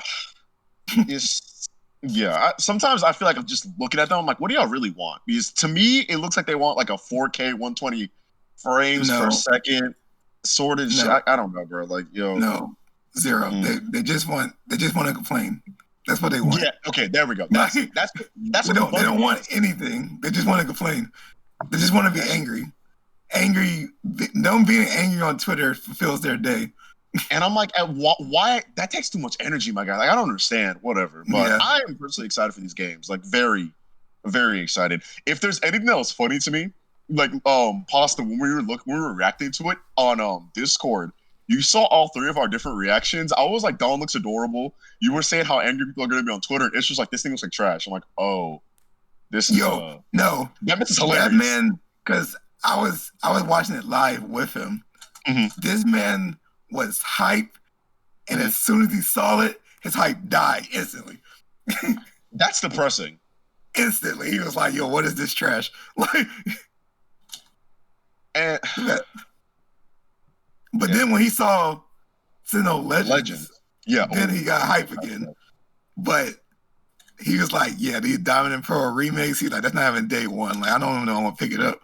So that's like, I understand, like Luis was saying, like, art design is a huge part of a game, but I'm like, dang, to turn you off from that so much, because everybody, like, to say you want a Gen 4 remake so badly, and you took one look at it, and it's just like, never mind. Like, bruh, it's still a one-to... I'm still hyped for it, but like, it's still a 1-to-1 like scaling of the game before, so it's like, yeah, I'm not gonna replay this. Okay. Yeah. And yes, that is true. I About wish character arc is S that's true. was like in here so he could explain himself, but we'll talk about it in the separate discourse. I still got to talk about it. Talk about it to him later when I don't have work in the morning because I'm sure he has a lot to say about it. Honey. But yeah. Sorry, I got discorded. Oh no. No, I'm still here, guys. I missed that. I missed most of that conversation. No, I heard the whole thing, guys. No, Luis missed it. I actually needed to hear it. Oh, okay. Well, no. No, I was taken out of the whole thing. I blame Comcast. I blame the FBI. But all anyways. right, one more thing I need to ask y'all. Well, two more. That Nintendo Direct and My nigga cynical. My boy cynical. Anyways, I love it. They're making me feel young again. That's why I love. And I'm gonna preface this. This is why I love Pokemon, and this is why I love all the media that I like, because it gives me the feeling of a time when things were simpler, and I love it. I love this media. I hope it always. I hope it never gets old for me, because if it does, it means bad things. But I'm ultimately just excited. Yes. I'm here for all of it. Same. And I'm thankful. That's why you'll never catch I could me. wax poetic about how much I love these games Yes. for So hours. I I'm could wax glad poetic Nintendo about these types fans- of things for hours, bro. I'm glad y'all eating, because there was a worry that y'all weren't gonna be eating. So can y'all really? Okay, I no, don't know why we got to set it straight. Listen, Nintendo's never left us. Like, we gotta be honest here. Like, Even Nintendo, during the Wii U, I mean, it was more of a drought, but like even No, during the Wii U, I'm there not were saying that. bangers. I'm not saying it Like- off that. What I'm saying is, like, the game plan and the roadmap for 2021 into 2022 was a little bit shaky. Oh, it's for still y'all. nebulous. Yeah. That Nintendo Direct only covered until maybe like July at the latest. Okay. As far as like what's for release So this year. you're Every year, going- Nintendo puts out a little bit of junk. Like, so if you follow the trends on how Nintendo does their release schedules for stuff like Directs and all that other stuff, first of all, people need to get in their heads that none of this makes sense, and it will never make sense. And Nintendo does things on a whim, and there is no predicting it. You're just gonna wake up, and on a Tuesday morning, it's gonna be there. There'll be the tweet that says, "Join us tomorrow for X amount of time on whatever is going to be there," and you're just going to have to accept that that's just the rule. Didn't we talk about this last week? Like, hey, one day Nintendo's is going to drop a trailer. Like, hey, by the way, here's Metroid Prime 4, and it's going to be a 3-minute trailer. Like, huh? No direct? All right, cool.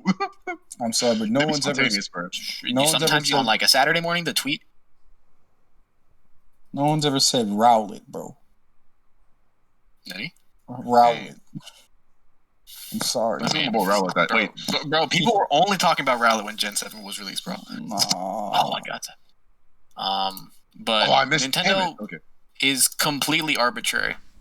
Things and because of that, there's really no rhyme or reason that people should get their expectations so high in the sky.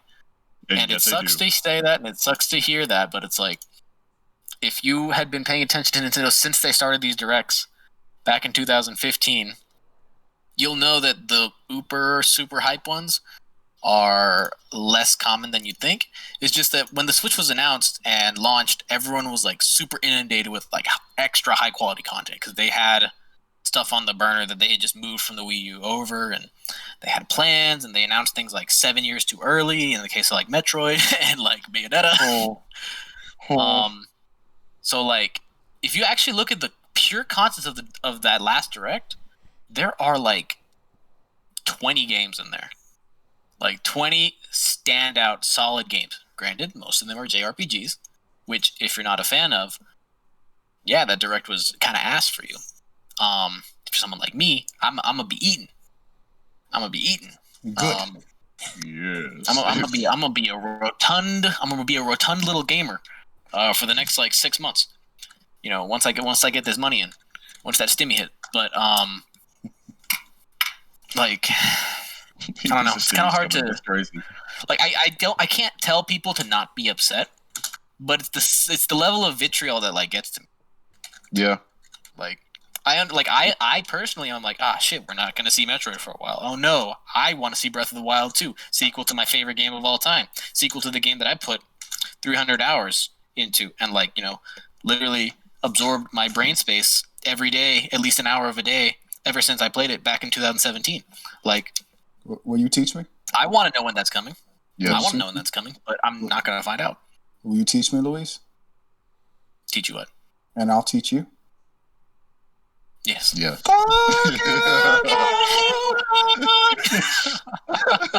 All right, that is the end of that Nintendo conversation. That got really weird. Okay. Did it though?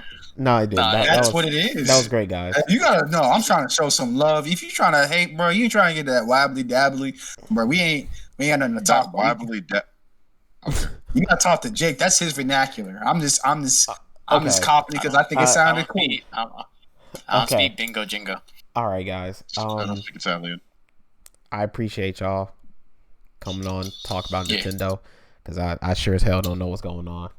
I just knew I came back from running errands, and the timeline was evil was afoot, because like niggas were mad, niggas were happy. Like, and then I looked at it, I'm like, y'all should be happy about no one 3 hates new Pokemon Nintendo games as much as Nintendo fans. Yeah. Same thing with Pokemon. Yeah. I was like, y'all God, hating on 3 new Pokemon games? I'm like, this is some backward ass shit. Yeah. That's the life is normal, apparently. It's crazy. All right. Well, Luis Bakumi, I appreciate y'all coming on. Not a We're problem. about to shift this topic. You want me to? Oh yes, we talk about PlayStation? Oh yeah, we're about to talk talk about about PlayStation. Yeah. Oh, you want to hear my voices on that as a non-PS5 owner? Oh, if y'all want to stay in, y'all can. I don't really give a damn. I thought y'all were doing something else. I mean, I got work in the morning, but still, we chilling for now. I think. Okay. Where should I start with this one? As a non-PS5 owner, I say sleep. All I know is, how can I start this? how won't you start this? Actually, let's think about it. Because you gotta keep it respectful, Jake. Okay, let's talk about the state of play. Did everybody see it? Yeah, it was actually, it was not that bad. Yeah, it was average. Like, people make it it's the same thing as Nintendo fans. They were in there expecting Ragnarok. They were expecting Forbidden West. They were expecting Sly 7, even though there were never another 4 games in that franchise. Like, people went in completely with mismanaged expectations. Yeah, I just got one question because I didn't get to sit down and watch it. Right. Where is my Ghostwire Tokyo? That's all I want to know. Well, that's no, not that. We've had this conversation. It's a different title you're thinking of. Wait, what? Ghostwire Tokyo is still in like kind of development purgatory ever since what's her name left. Oof. No. I mean, it's still working. No, it's Is it coming out this year? Yeah, it's coming out this year. Yeah. Nice. In the fall. Yeah, in the fall, Bakumi. Oh, it's the fall. Okay. Yeah, you're not gonna see. bro. You're not gonna You see. got 8 more months to wait. It's in October. Yeah, Pain. you're not. All right. I mean, You're that's not not bad. gonna, That's better than Nintendo fans are getting. You're not gonna see these games Whoops. until June or July. So you're not gonna see deep dives into these games until like way later on. So I mean, patience, guys, patience. It's So, a virtue, but Yeah, we got the Kana. We got the Kana. Girl, Kena looks so It's good. Kana. It's Kana. It's Kana. Kana? Yeah. Kana? That game looks amazing. Yeah. Actually looks amazing. Yeah, Like Ember both from a Lab. graphics perspective and this is an art style thing. Art styles like that always get to me. So. Yeah, me too, man. Like, Kana. Black developers, by the way. People didn't know that. Ooh, I didn't know that. Yeah. So So, Wait a second. you can fucking mute yourself, asshole. Now we're not gonna do this on no Black History Month. hell yeah. I mean, we got 3 days. Look, all I'm going to say is that I do have high hopes for them, legitimately. I do have high hopes for them. I think they'll be fine. Did you ever watch that short like I told you to? Yes, I actually did. Short I is did super like that good, short. isn't it? Yes, I did. I did like that short. Now I know you can, bro. But yeah, I want Ember Labs to do well too, because we need like games like that, more games like that, like for real. Like that shit. Like Indeed. we Indies honestly carry the the gaming genre. They innovate. Bring They the new really stuff. do. They bring the old stuff, and they make it better. And then the AAA's copy them, and then they make all the money. And then they make things like Returnal, which are third-person cover shooter roguelikes. Whoops. Just gotta get all the buzzwords in. Yeah. Yeah. It is. What did they say?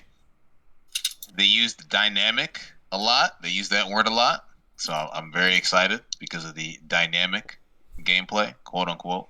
But I guess it'll be fine. Yeah. Final Fantasy Returnal. remake. So I'm very happy about that. Oh, that's coming your way soon, bruh. That's coming your way very soon on PC. I'm being very facetious because I know, but that's coming your way soon. I know, but that's coming your way soon. I mean, look, I'm gonna wait because I'm pretty sure Nomura isn't touching or he's not directing the next part, or at least specifically whatever this part of the game is. No, he's not. He's not. Are you sure about that? I'm No, very sure about Nomura that. already said he's not. Yeah, very sure about he's not. He's busy on other projects, Bakumi. So what project do you think that is? He's running that other man need to stuff. stay busy. Maybe he'll figure out how a watch works. Oh no! It turns back time, obviously, right? Yes. But I'm salty. The Hearts of the Kingdom. Stop it. I might be more happy with this game than I am with remake. Story wise, remake is also coming to anybody who's a PlayStation Plus owner for FREE. So those of you who bought the game, tough shit. Sorry, but I didn't. So, and I'm still not going to. Oh, So, I mean, but no, I think that's good. I think Buy the game though, you get the PS5 version for free. So yeah, I think it's good that they're actually putting games that people do want to play for free instead of, random stuff. I don't know if there was anything else that I actually cared about. I think Shifu looks all right. I just want to whoop ass in that game, dog. That's it. Is it Shifu or Sifu? It's Sifu. Sifu? Yeah. I think it's Sifu. I just want to whoop ass in that game. I just want to break limbs in that game. That's it. I want to Bro, raid. we just played Ghost, bro. You gotta stop the violence, bro. She plays There's an a Animal Crossing. new Me vibing. I can't wait for that game though. I need Sifu to be good, dog, because that's Absolver. It plays like Absolver, but it's not Absolver. I'm not cool. Did you play Absolver? Yeah, I did. Did you play that game? Mm-hmm. I did not like that game. It looks like a better version though. It does Sifu. look like a better version. I didn't know that was the same people, but that was exactly what I was thinking about. Michaela, I was the same way, bro. I I was the same way. It's like, this looks familiar. Oh, they actually got a budget this time. Yeah. Yay! Yeah. Because the good thing about Absolver that I really liked was that you can piece together moves that you learn, and you learn them when you parry them, which is very interesting. When you parry the move, you learn people's moves that way. And the difference is the physics did not work in that game. they did not. And the other problem was that because it was so expansive and you had to learn every, in particular, movement, and everybody could just piece anything they wanted together, it was super unbalanced. And then the lag was really bad when you actually did PvP. It was very shit. Yeah, so I'm high hopes for Sifu, Kana, Yeah. and I guess Returnal. Those would be the ones that we came away with, yay, we need that. We're going to give those a try. I think those are the three, Deathloop, the and sleep. Solar Ash. Deathloop just looks so stylish. I need it. I just Crash Bandicoot. Don't care. yeah. I don't care about Crash Bandicoot anymore. I haven't cared about Crash Bandicoot in years. Other than CTR, don't care. NyQuil City. Don't care. It's a free game. And when I mean NyQuil City, I mean Knockout City, the one where people are doing dodgeball. See, Don't care. just another game. No, just Sleep. Solar Ash looks alright if you like that stuff. It's not my game, not my kind of shit. Yeah. But I'm sure somebody will like this. Who likes this particular genre? It'll probably be good. Because I always think Five you Nights would be at an Freddy. odd world fan. Boomers. If you're asking, look. If you are the type of person who's legit out here asking for an Oddworld game, take care of your family, okay? Stop worrying about Oddworld. You need to worry about something else. I wish he was wrong. He's not wrong. He's not wrong. He's not. I thought he would be a fan, but now that he said boomers, that shit is hilarious. Who plays Oddworld besides people in their 70s? Like, you sitting here. Dog, I looked at it and I was like, who the fuck asked for this? You know that there's like 10 of those games. There's a bunch of them. Yeah, there's a bunch of them. Y'all lived through apartheid just to get this game. That's how old you are. Because nobody's buying that. Nobody buying, bro. Forget that, bro. Ain't nobody playing that. Yeah. You lived through apartheid just to be in apartheid in the game. That's crazy. Yeah, those games are really fucking old. I just don't understand what at PlayStation thought that was going to be the move for the young whippersnappers nowadays. Yeah, like why bring really that wanna play? things back? It's like putting Pong in PS Plus. Yeah, we definitely want to play that. Can't wait. Come on, Pong bro. with seafood physics. That'd be funny. No, I'm not gonna lie. As a person who really liked Tetris Effect, I would totally be down for like disco punk Pong. Tetris Effect, but Luis, Tetris Effect was a different story because Tetris Effect added. Tetris Effect was an album that you could play. That's what that was. Yeah, like it added the soundtrack. That was a crazy funk album that you could play. Kind of like Sayonara Wild Hearts. Like that's literally just a music. That's just music that you can play. Yeah. But, so overall, state of play was basically. It's just just update. It did have its moments, but most of these things you gotta go with them. I always treat these things as just like updates to games that they announced like a year ago. Like I never treat these. I know some of y'all out here, especially whoever y'all YouTubers are, might be running out of scary games to play. You got a new Five Nights at Freddy's. Congratulations. Yeah, that's true. You got a new Five Nights at Freddy's game. That shit looks deranged. I don't even. Bruh. No. And they are popular. Hell These no to people that. gonna put out videos, theory crafting. They're gonna buy his novels and all this stuff, trying to piece together. Every Five Nights at Freddy's game basically should just put $1 million in Matt Pat's pocket. Yeah. Like, we literally should just pay him every time they make a game. Because he's about to make so much content off of that. Mm-hmm. Because he about to sit there and read and try to figure out which dead child is in which animatronic. And it's like, okay. I mean, he hires people to do that for him now. Come on. Does he really? Well, that's a lot of research. So he has a team of people. I wouldn't be surprised. I mean, it's a lot of research because he's trying to do what? Go through all the novels, recheck all the games, make sure that the dude didn't retcon himself. That's true. Which he probably has. As much as I'm shitting on that game, I really gotta say I appreciate the fact that dude, and I'm assuming he has a team of people, like how much better they are at getting, like how much better they are at art. Like, what do you mean? Like the games look better. Like they're getting better at their craft. It seems like he's better at their craft. Yeah, it seems like he's always upgraded each game. It seems like he's always especially, I think one of the things that I do think is very good about those games is that he knows how to also make them difficult because it has like the level of difficulty and then you get like certain endings for it. He really makes you earn, he makes you earn that shit if you want to play on certain difficulty settings. Which I mean, I think it's nice. I always find that to be very interesting. Yeah. So if overall, these people describe like Kena as God of War-like gameplay, I hope y'all need to look. No. They need their eyes checked. No. It's the same. Okay, what was it? What's that tweet out there that's like, man who's seen Boss Baby like as their only movie sees a new movie? This gives me Boss Baby vibes. It's like, what? It's like, please play other games like besides AAA ones. Everything has the same vibe if you only play the same thing over and over again. Yes. I think that state of play was average, and then yeah, I mean it could have been better, but then so could most of these. What would they have shown? Yeah, they would have had to have shown something that we just didn't know weren't about. expecting to see. Yeah, exactly. Like gameplay of other games that they showed. Yeah. Last year. Boss baby. Hey, No, man, Dad, you if ever they see put that- Boss you ever see Baby that in the state tweet? of play, guarantee you would have been a banger. Yeah, yeah, shit is yeah. Oh, I agree with everybody on that. It was some highlights, and then it was just some low moments. Honestly, I wasn't going in there thinking something crazy was gonna happen. Yeah.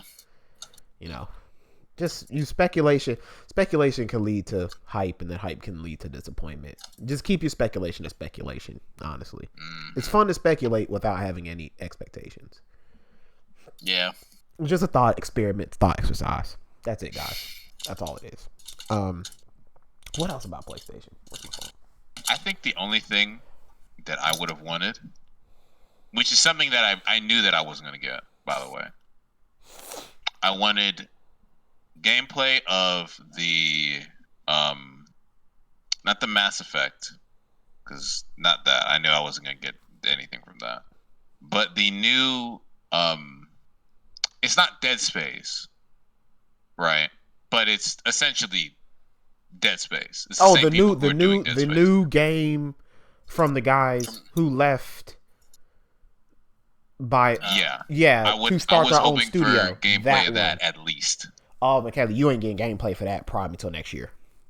Man, because that's a 2022 game, right? They said that, right? And you know, with COVID, I have no clue. You know, COVID is like the biggest thing. Like, there's rumors going around that Horizon Forbidden West is being delayed to next year. So, I mean, this year is going to be kind of thin because of just the constraints of just the game development space. And on to the next topic, which is honestly super sad. I was sad yesterday when I found this news that Sony Japan is basically no more. Wait, what? Huh? I missed that. Y'all didn't. What are you talking about? What are you talking about? Sony Japan. Yeah, you know they're the oldest first. The oldest be reorganized. Yeah, the oldest. That's not the same thing. No, Luis, listen to me. They've already came out and said. So basically, the news story is that the oldest first party studio that Sony has. These are guys who made Loco Roco, Ape Escape, Parappa the Rapper, Gravity Rush. They helped with Demon Souls, all that. They let go of basically all the developers and only kept the Asobi team. Oh, well, that's not good. They have 400 not people good, working but... there, and maybe that Asobi team is like 75 people. Yeah, that they are not. Sony Japan literally doesn't exist anymore. It's going to be called something else, and all the external development teams that were in Sony Japan are literally being reshuffled inside of PlayStation Studios. So basically, they're not doing any more original game development. So basically, they are non-defunct because they don't make money. Well, that sucks. Why don't they make money? We buy their shit all. What? Because people don't buy their games. Yeah, the gaming market, and people say they like their games, but people don't buy their games, bro. People don't buy them, bro. How many people bought Gravity Rush? Like, come on now. That's true. Even and it's not an indictment on the actual quality of the game. It's just that this is one thing that I don't like about Western audiences and European audiences. They say they want Japanese games, but they don't support it. Yeah, they want to torrent Japanese games, Jake. We want y'all to localize, spend all that money localizing that game, just so we can see it. Like, yeah, it's just man, we're seeing the death of big AAA studios that can go make weird shit, and that's just I'm one of those dudes. I like the big AAA stuff, but man, if we don't have people innovating and if we don't have people doing weird shit, then like what are they doing as an industry? Well, like the Japanese, I feel like the Japanese market of games, the even like the European studios, like I think they do a fairly decent job innovating with whatever, like Larian, these guys, they always got something, Baldur's Gate 3 coming around, like that game is looking super good. Right. So my question to y'all is, do y'all think Do you think this is happening because, of course it's happening because of money, right? Of course, we don't even have to say that. But do you think it's happening because there's so many more smaller developers that are pushing the innovation space that we don't necessarily need a AAA developer to do that? When you have like Devolver Digital. I don't know. I wouldn't. You know what I'm saying? It's like a double-edged sword because just like you said, Michaela, like you have Larian, you have Devolver Digital, you have Ember Labs, like we were just talking about, these smaller teams that make these great, interesting games. And do you want, as Sony, to put 400, like make a 400-man team do that? Or do you want to take your money and invest it into those studios and have partnerships with them? So my problem when it comes to the AAA games is the same problem that I have with Hollywood. It's the same problem that I have with the anime manga industry. Pedophilia? Well, yes, but that's not what I'm talking about this time. But Derek, that was excellent timing, by the way. my issue I'm is trying to go for 81 today. That's all I'm saying. No, I know. We can tell. my problem is that the types of things that they make, they're making something for a large audience. It's broad. It's very bland. Right. It's something that anybody's palate can adjust to. Mm-hmm. It's more IP focused. There's no IP focus. The story doesn't have any social critique. The gameplay, even if it's something that is, it's already like been done. You know what I mean? They don't add something to it. Right. A simple example of this is something like Nier. You look at Nier Automata. It's like, it's very, you can tell Clover. You can feel the Clover touch. It's very Devil May Cry. The action RPG game, elements of the game. What's up? Great fucking game, by the way. Got around to. Yeah. I love that game. But the thing is that the things that game has that is unique to that game, even though the skeleton of the game is still similar to these other games that I keep calling them Clover, but I forget what they're called now. They're platinum now. They're platinum now, Yes. yeah. Yeah. But it's you can tell it's them, but it's stuff that they do to that game that is unique to that game that only that game can do right because of the way the elements of that game, the story, the how you're playing an AI, you're playing a robot, but you can do things where it makes sense because you're the robot. The gameplay reflects that. The way you save, how you go back and you pick up your body, it's just the skeleton, and you retrieve the data from it so you can get all your chips back. You can remove your, certain parts of the character, the HUD, all that other stuff, like things that only that game would be able to do because of what that game is. Don't make me talk about Hades again. Hades is another game that can do that. Yeah. God Hack is another Super game Giant, that great does fucking that. developers. Great, man. Super Giant's them dudes, bro. Mm-hmm. Yeah. But there's nothing like that. I feel like a lot of these games from these big guys are cookie cutter, bro. Cookie cutter. When I say I like AAA stuff, man, I like, me and you the same, Michaela. Like we want something, even if the depth of the story and the narrative doesn't live up to what our expectations are. Wait, what? What you say?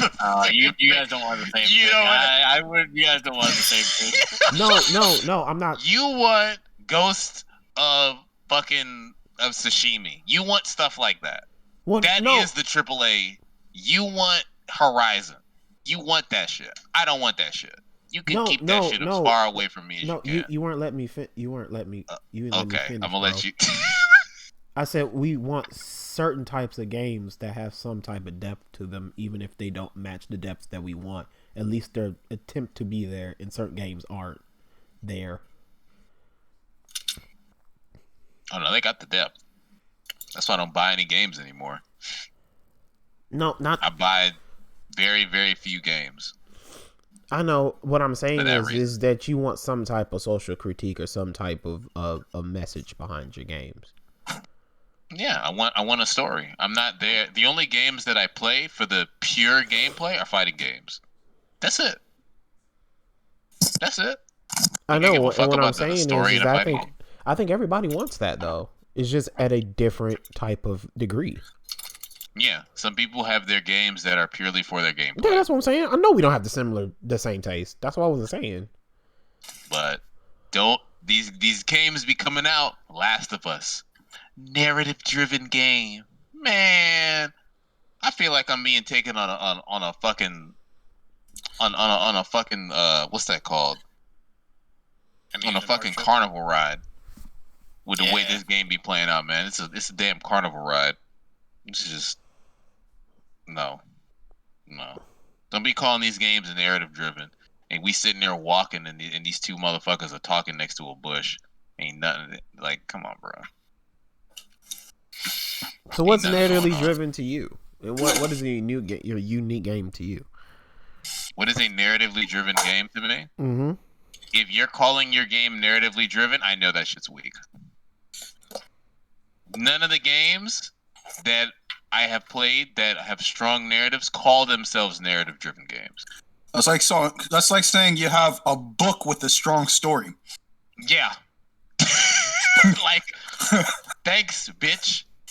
Like, thank you for telling me this book has a strong story. Like, don't tell me that that's what it's in there. Nier Automata doesn't advertise itself as a narrative-driven game. Don't do it. But the narrative is quite strong in that game. The Hades doesn't offer itself as being that, right?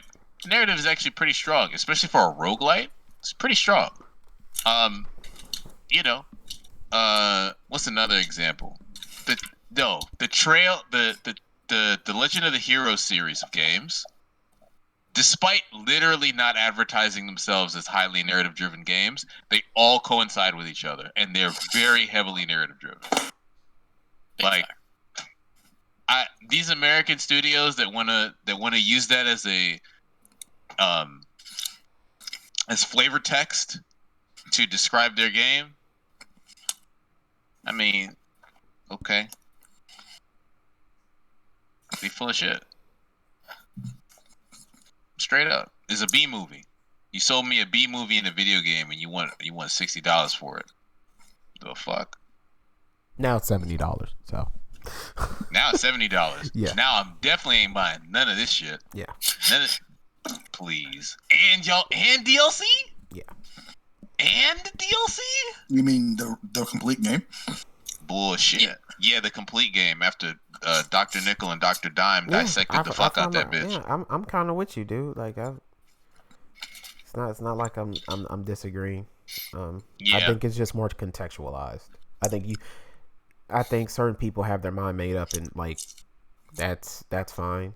I think it's just a little bit more contextualized than that.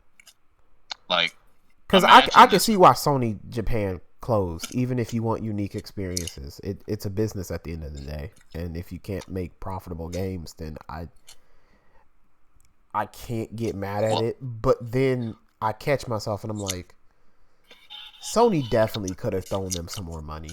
Well, remember this, right? Keep doing this. And so what I'm saying is, does Sony Japan's closing keep us from having unique experiences? Maybe so.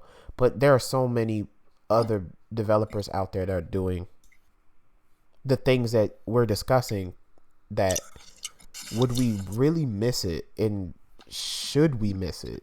And is Sony doing the right thing by saying, why should we pump money into something that's not working? First of all, we don't even know their financials. They may not have been making enough money, but they could have been profitable. They just might have said, you know what, for what we want to do, the vision of the company, we don't see the need to sponsor this type of shit anymore. Second of all, Derek, let me tell you something. If a studio is profitable, they're not going to reorganize them. They're not going to do that.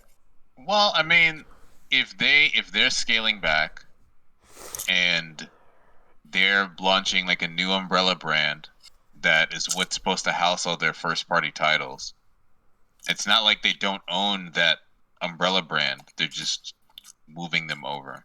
It could be even for tax purposes as to why they're doing It's cool.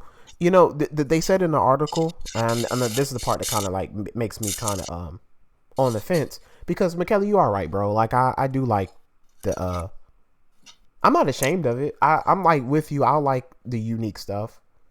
But I like Ghost of Tsushima and Horizon Zero Dawn because of the gameplay loops are satisfying more than the story. Like Horizon Zero Dawn is not the best story. Like I'm with people who can say Horizon Zero Dawn can get better. Like I'm on that train. I played it. I love that game, but that game can be a lot better. And story wise, it could be. That's not the best sci-fi story I've ever seen in my life. Like, come on, guys. What you think they're gonna do with Well, actually, no. Let you go ahead and finish your point. And just like with Ghost of Tsushima, which is a better story and a better gameplay loop than Horizon, that story could be a little bit more in depth and say a little bit more about things. Even though it did, like, that game said a lot about what nationalism can do and what samurai actually mean. So I get like the story and what the themes of it are supposed to be. Really never got the themes of Horizon. It was just really fun to kill. It was really fun to be Steve Irwin with a bow and arrow killing robot dinosaurs. Like it was a good gameplay loop. So you can lean on gameplay, but I'm becoming more and more like you and Luis, where it's either the gameplay loop is going to be good, but if the story is kind of like Dog water? And I'm not going to spend my money on it. I'm just going to go back and probably do like backlogs and see what other games I haven't played. Backlogs. That is about backlogs. That is the true experience. Okay. Amen. This new shit coming up on the horizon. Fuck It all can of wait. it. It can wait, bro. This shit. Water. Yeah. Just Yeah. don't even Look. Okay. I know some of y'all out there are probably excited. Oh man, this is new game coming out, man. I can't wait to play it. Starfield. Like I'm like, honestly, if you really want to be honest, like you gonna ask me what are they gonna do for the next one? Honestly, bro, I would want them to have a more fulfilled open world. Like if you're gonna make an open world, you know what I'm saying? Just make it more fulfilled, bro. That's it. Just You make want it to more have some personality? No, I think Aloy has personality. It's just that she has to. I mean the open world. Like open world, not I'm not the gonna lie. Yeah, That's the reason why I stopped playing Horizon. Like, because the world was dead. Yeah, Honestly, everything. I'm tired of Like- open world games. Like, Me too. Nier's open world is dead, but it's supposed to feel dead and empty. yeah, because it's an Breath of apocalypse. the Wild. It Breath of the makes Wild sense. was dead and It makes rebuilding. sense. And That's what it felt. And so, Michaela, to answer your question, like if you advertise Horizon Forbidden West as we're going to meet multiple tribes, then have the place be sprawling with multiple tribes that are like beefing No, I don't want and them doing fighting. that either. But that's what they're going to do. They're gonna do that. Do you know what they're gonna? You know what? They're gonna do the what's that? The StarCraft thing. Oh no, they're not When doing people that. When No. these game studios make tribes or extra races or extra No, whatever the fuck, no, Michaela, one's Planet evil, of Hat one's good. no, like, no. It's not that. It's just like, you know how you were at the like in the first one, how you had the two kingdoms. They're just making more of those that are just more together. Because she's going from Colorado to California. She's moving west. Why does she want to go to that higher fucking rent ass? She's not very smart. You know good well. Look at you. What's wrong with you? He said the hiring ass. Yeah, and I expect to be able to fly on the shit, fly on the pterodactyls. I expect more monsters. I expect the gameplay loop to get better. But do I expect like God of War level game? No, I never did. I just love the gameplay You'd loop. be asking for less. Huh? What'd you say? You heard me. No, I You'd ain't be hear you. asking for less. No, I think God of asked for War. God of I think War. God of War is a great game of what it means to have a good balance of a good story and a good gameplay loop. Sleep. They read some fucking mythology, copy and pasted the whole shit into the fucking game, and inserted their OC in it. Get the fuck out of here. What'd they do to that story, bro? What'd they do to it? They Louis- put their OC in it. Luis, do you want to tell him? No, I mean like he's a like I enjoy it because I'm a sucker for parent-child stories. I can admit that there are a lot of narrative faults with it, but because there are enough pros for me as a person who loves mythology, a sucker for parent-child stories, person who sometimes just want dumb, mindless combat. Like there were enough pros for me to like really get me invested in the game. The problem for me, I know the story of Baldur already. I know it. The second I saw that stupid fucker, I was like, I ain't doing it. Well, no, I mean, so do I. I listened to freaking podcasts about different mythology. Yeah. I knew what was going to happen. I don't wanted to see it. I like to see it. Yeah, me too. I didn't care about seeing it. And I like their twist on it, even if it's not accurate some of the times. I mean, they look, okay. I know, and don't lie. I know there be times with, you trying to go to sleep and you laying in bed and you thinking you watch that episode of Bleach or the Dragon Ball that day and you think about yourself being on fucking Namek and beating the shit out of the Ginyu Force. You think about that, right? Yeah, when I was 13. That's what that game is. Hell yeah, bro. Sometimes that's what you want that. That's what Kratos is there for. Sometimes you want B-movie Sometimes stuff, you want that, bro. But that's when I was like 13. He's the self-insert that allows you to beat the fuck out of Baldur. Okay, yeah.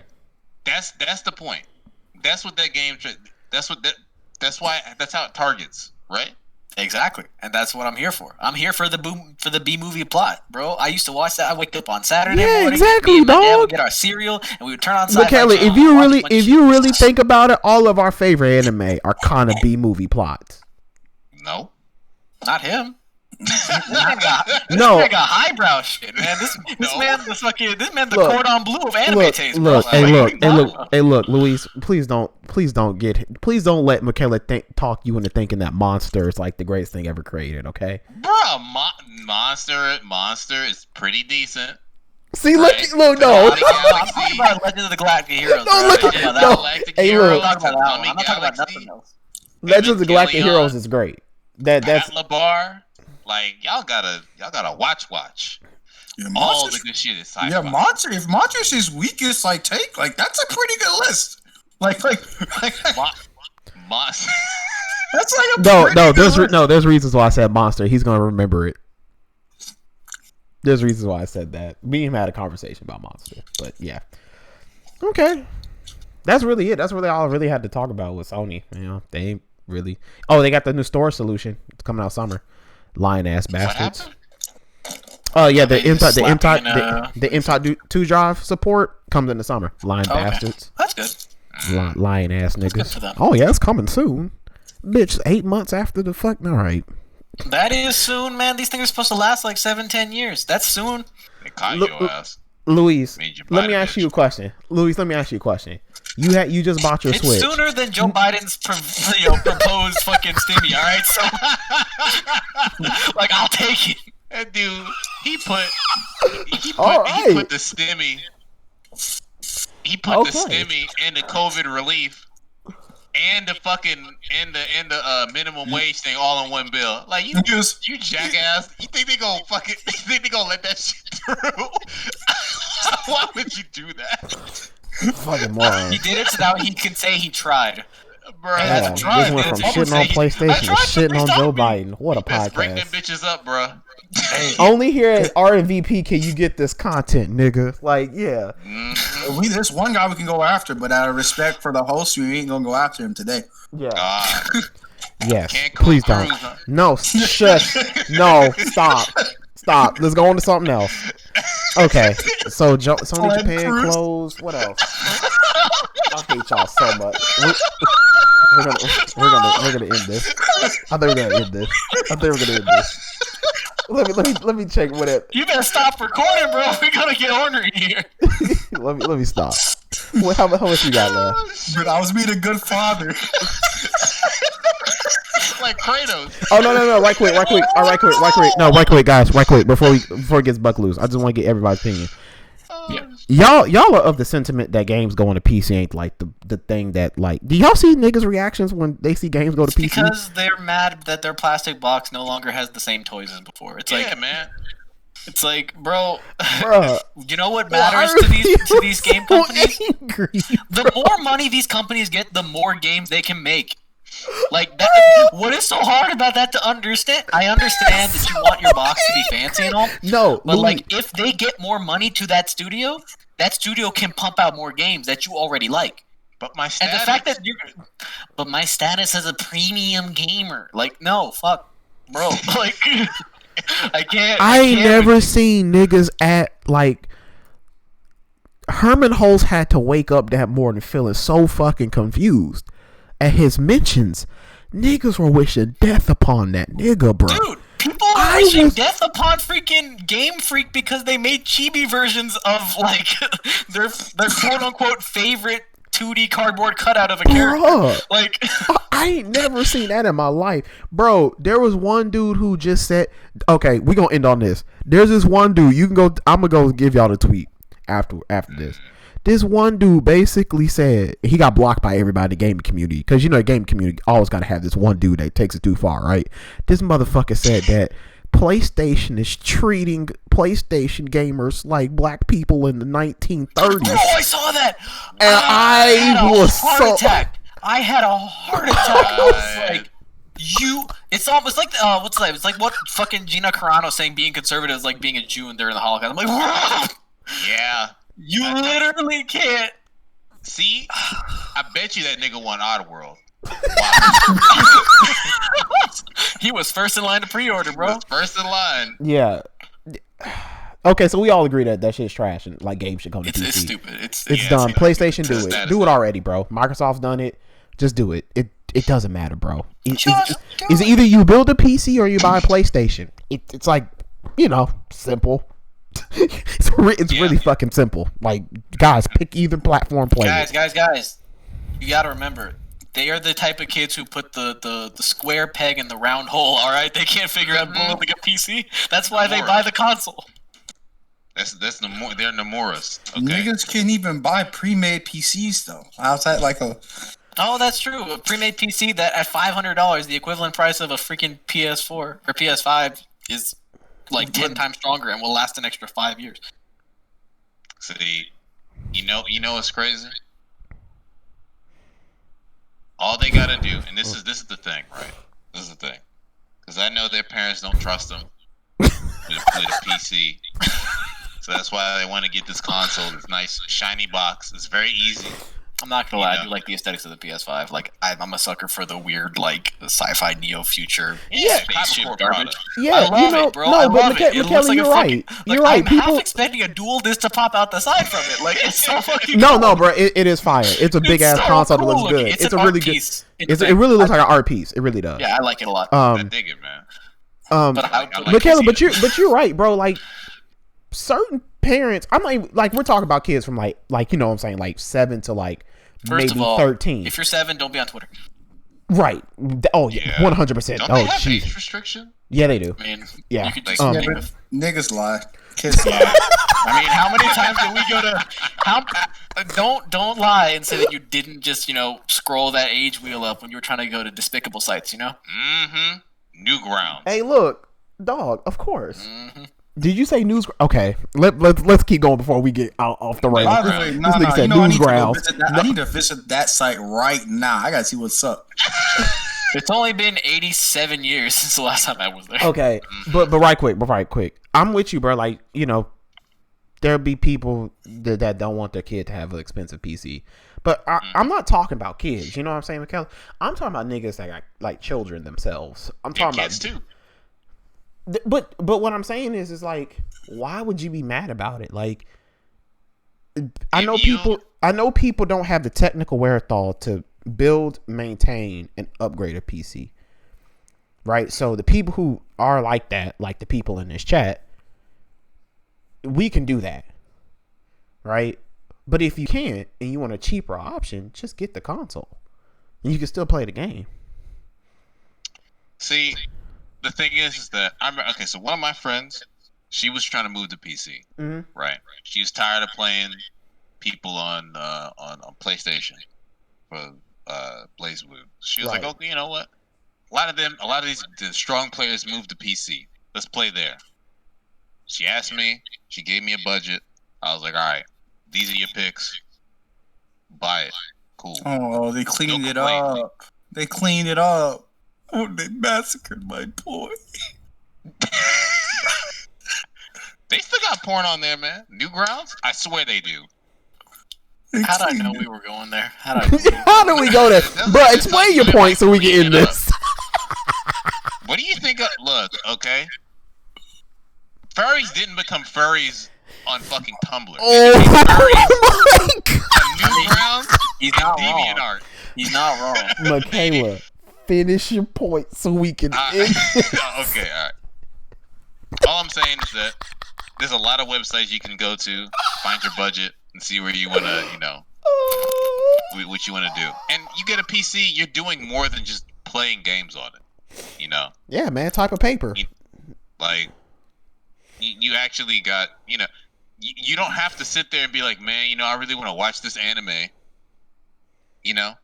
Go ahead and find your, you have your streaming services there, or you can, do it all good, good anime watchers do that want to make sure that these anime aren't able to afford a season 2. So when you're bitching about why it doesn't have one, you were the problem.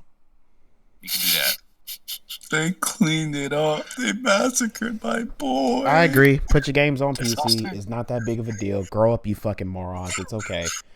All right, guys, let's end this shit. Derek, plug your shit. Jerron, if you still there, plug your shit. Let's get off here, man. This is Catch me on Twitter. Ghost. No. Is my name still Ghost? I believe so. Hold on. Yeah, okay. I changed my other name, not my username. So yeah, find me on Twitter, Ghost_Patosai. I have been tweeting more lately, so I'm trying to work on that because I don't like talking on the internet, but trying to work on that. So just catch me there. Derek, if you're not consumed with Newsgrounds, plug your shit, dog. there's nothing to consume with. They massacred my boy. Just plug your shit. Oh my god. If you wanna, all right, I'm gonna give you my Twitter, but don't tweet at me, bro. I'm bummed. Okay, RNVP CC. If you want to send me words of support and encouragement in my difficult time that I'm having, I would appreciate it. But ultimately, happy back to be potted with the homies. If you are listening, thank you for the support. And yeah, tell a friend. RVP, we're here to stay. All right, guys, it's your boy JTRVP at JTRVP on Twitter. Like, subscribe, comment, guys. That was a good episode. 3 weeks off. Drawn. We said at the top, glad to have you, man. Glad you're okay. Hey, one day Appreciate it. we're gonna have to do a podcast from Cancun. Like my boy Ted. All right, that's the end of it. RNVP episode 24, guys. Peace.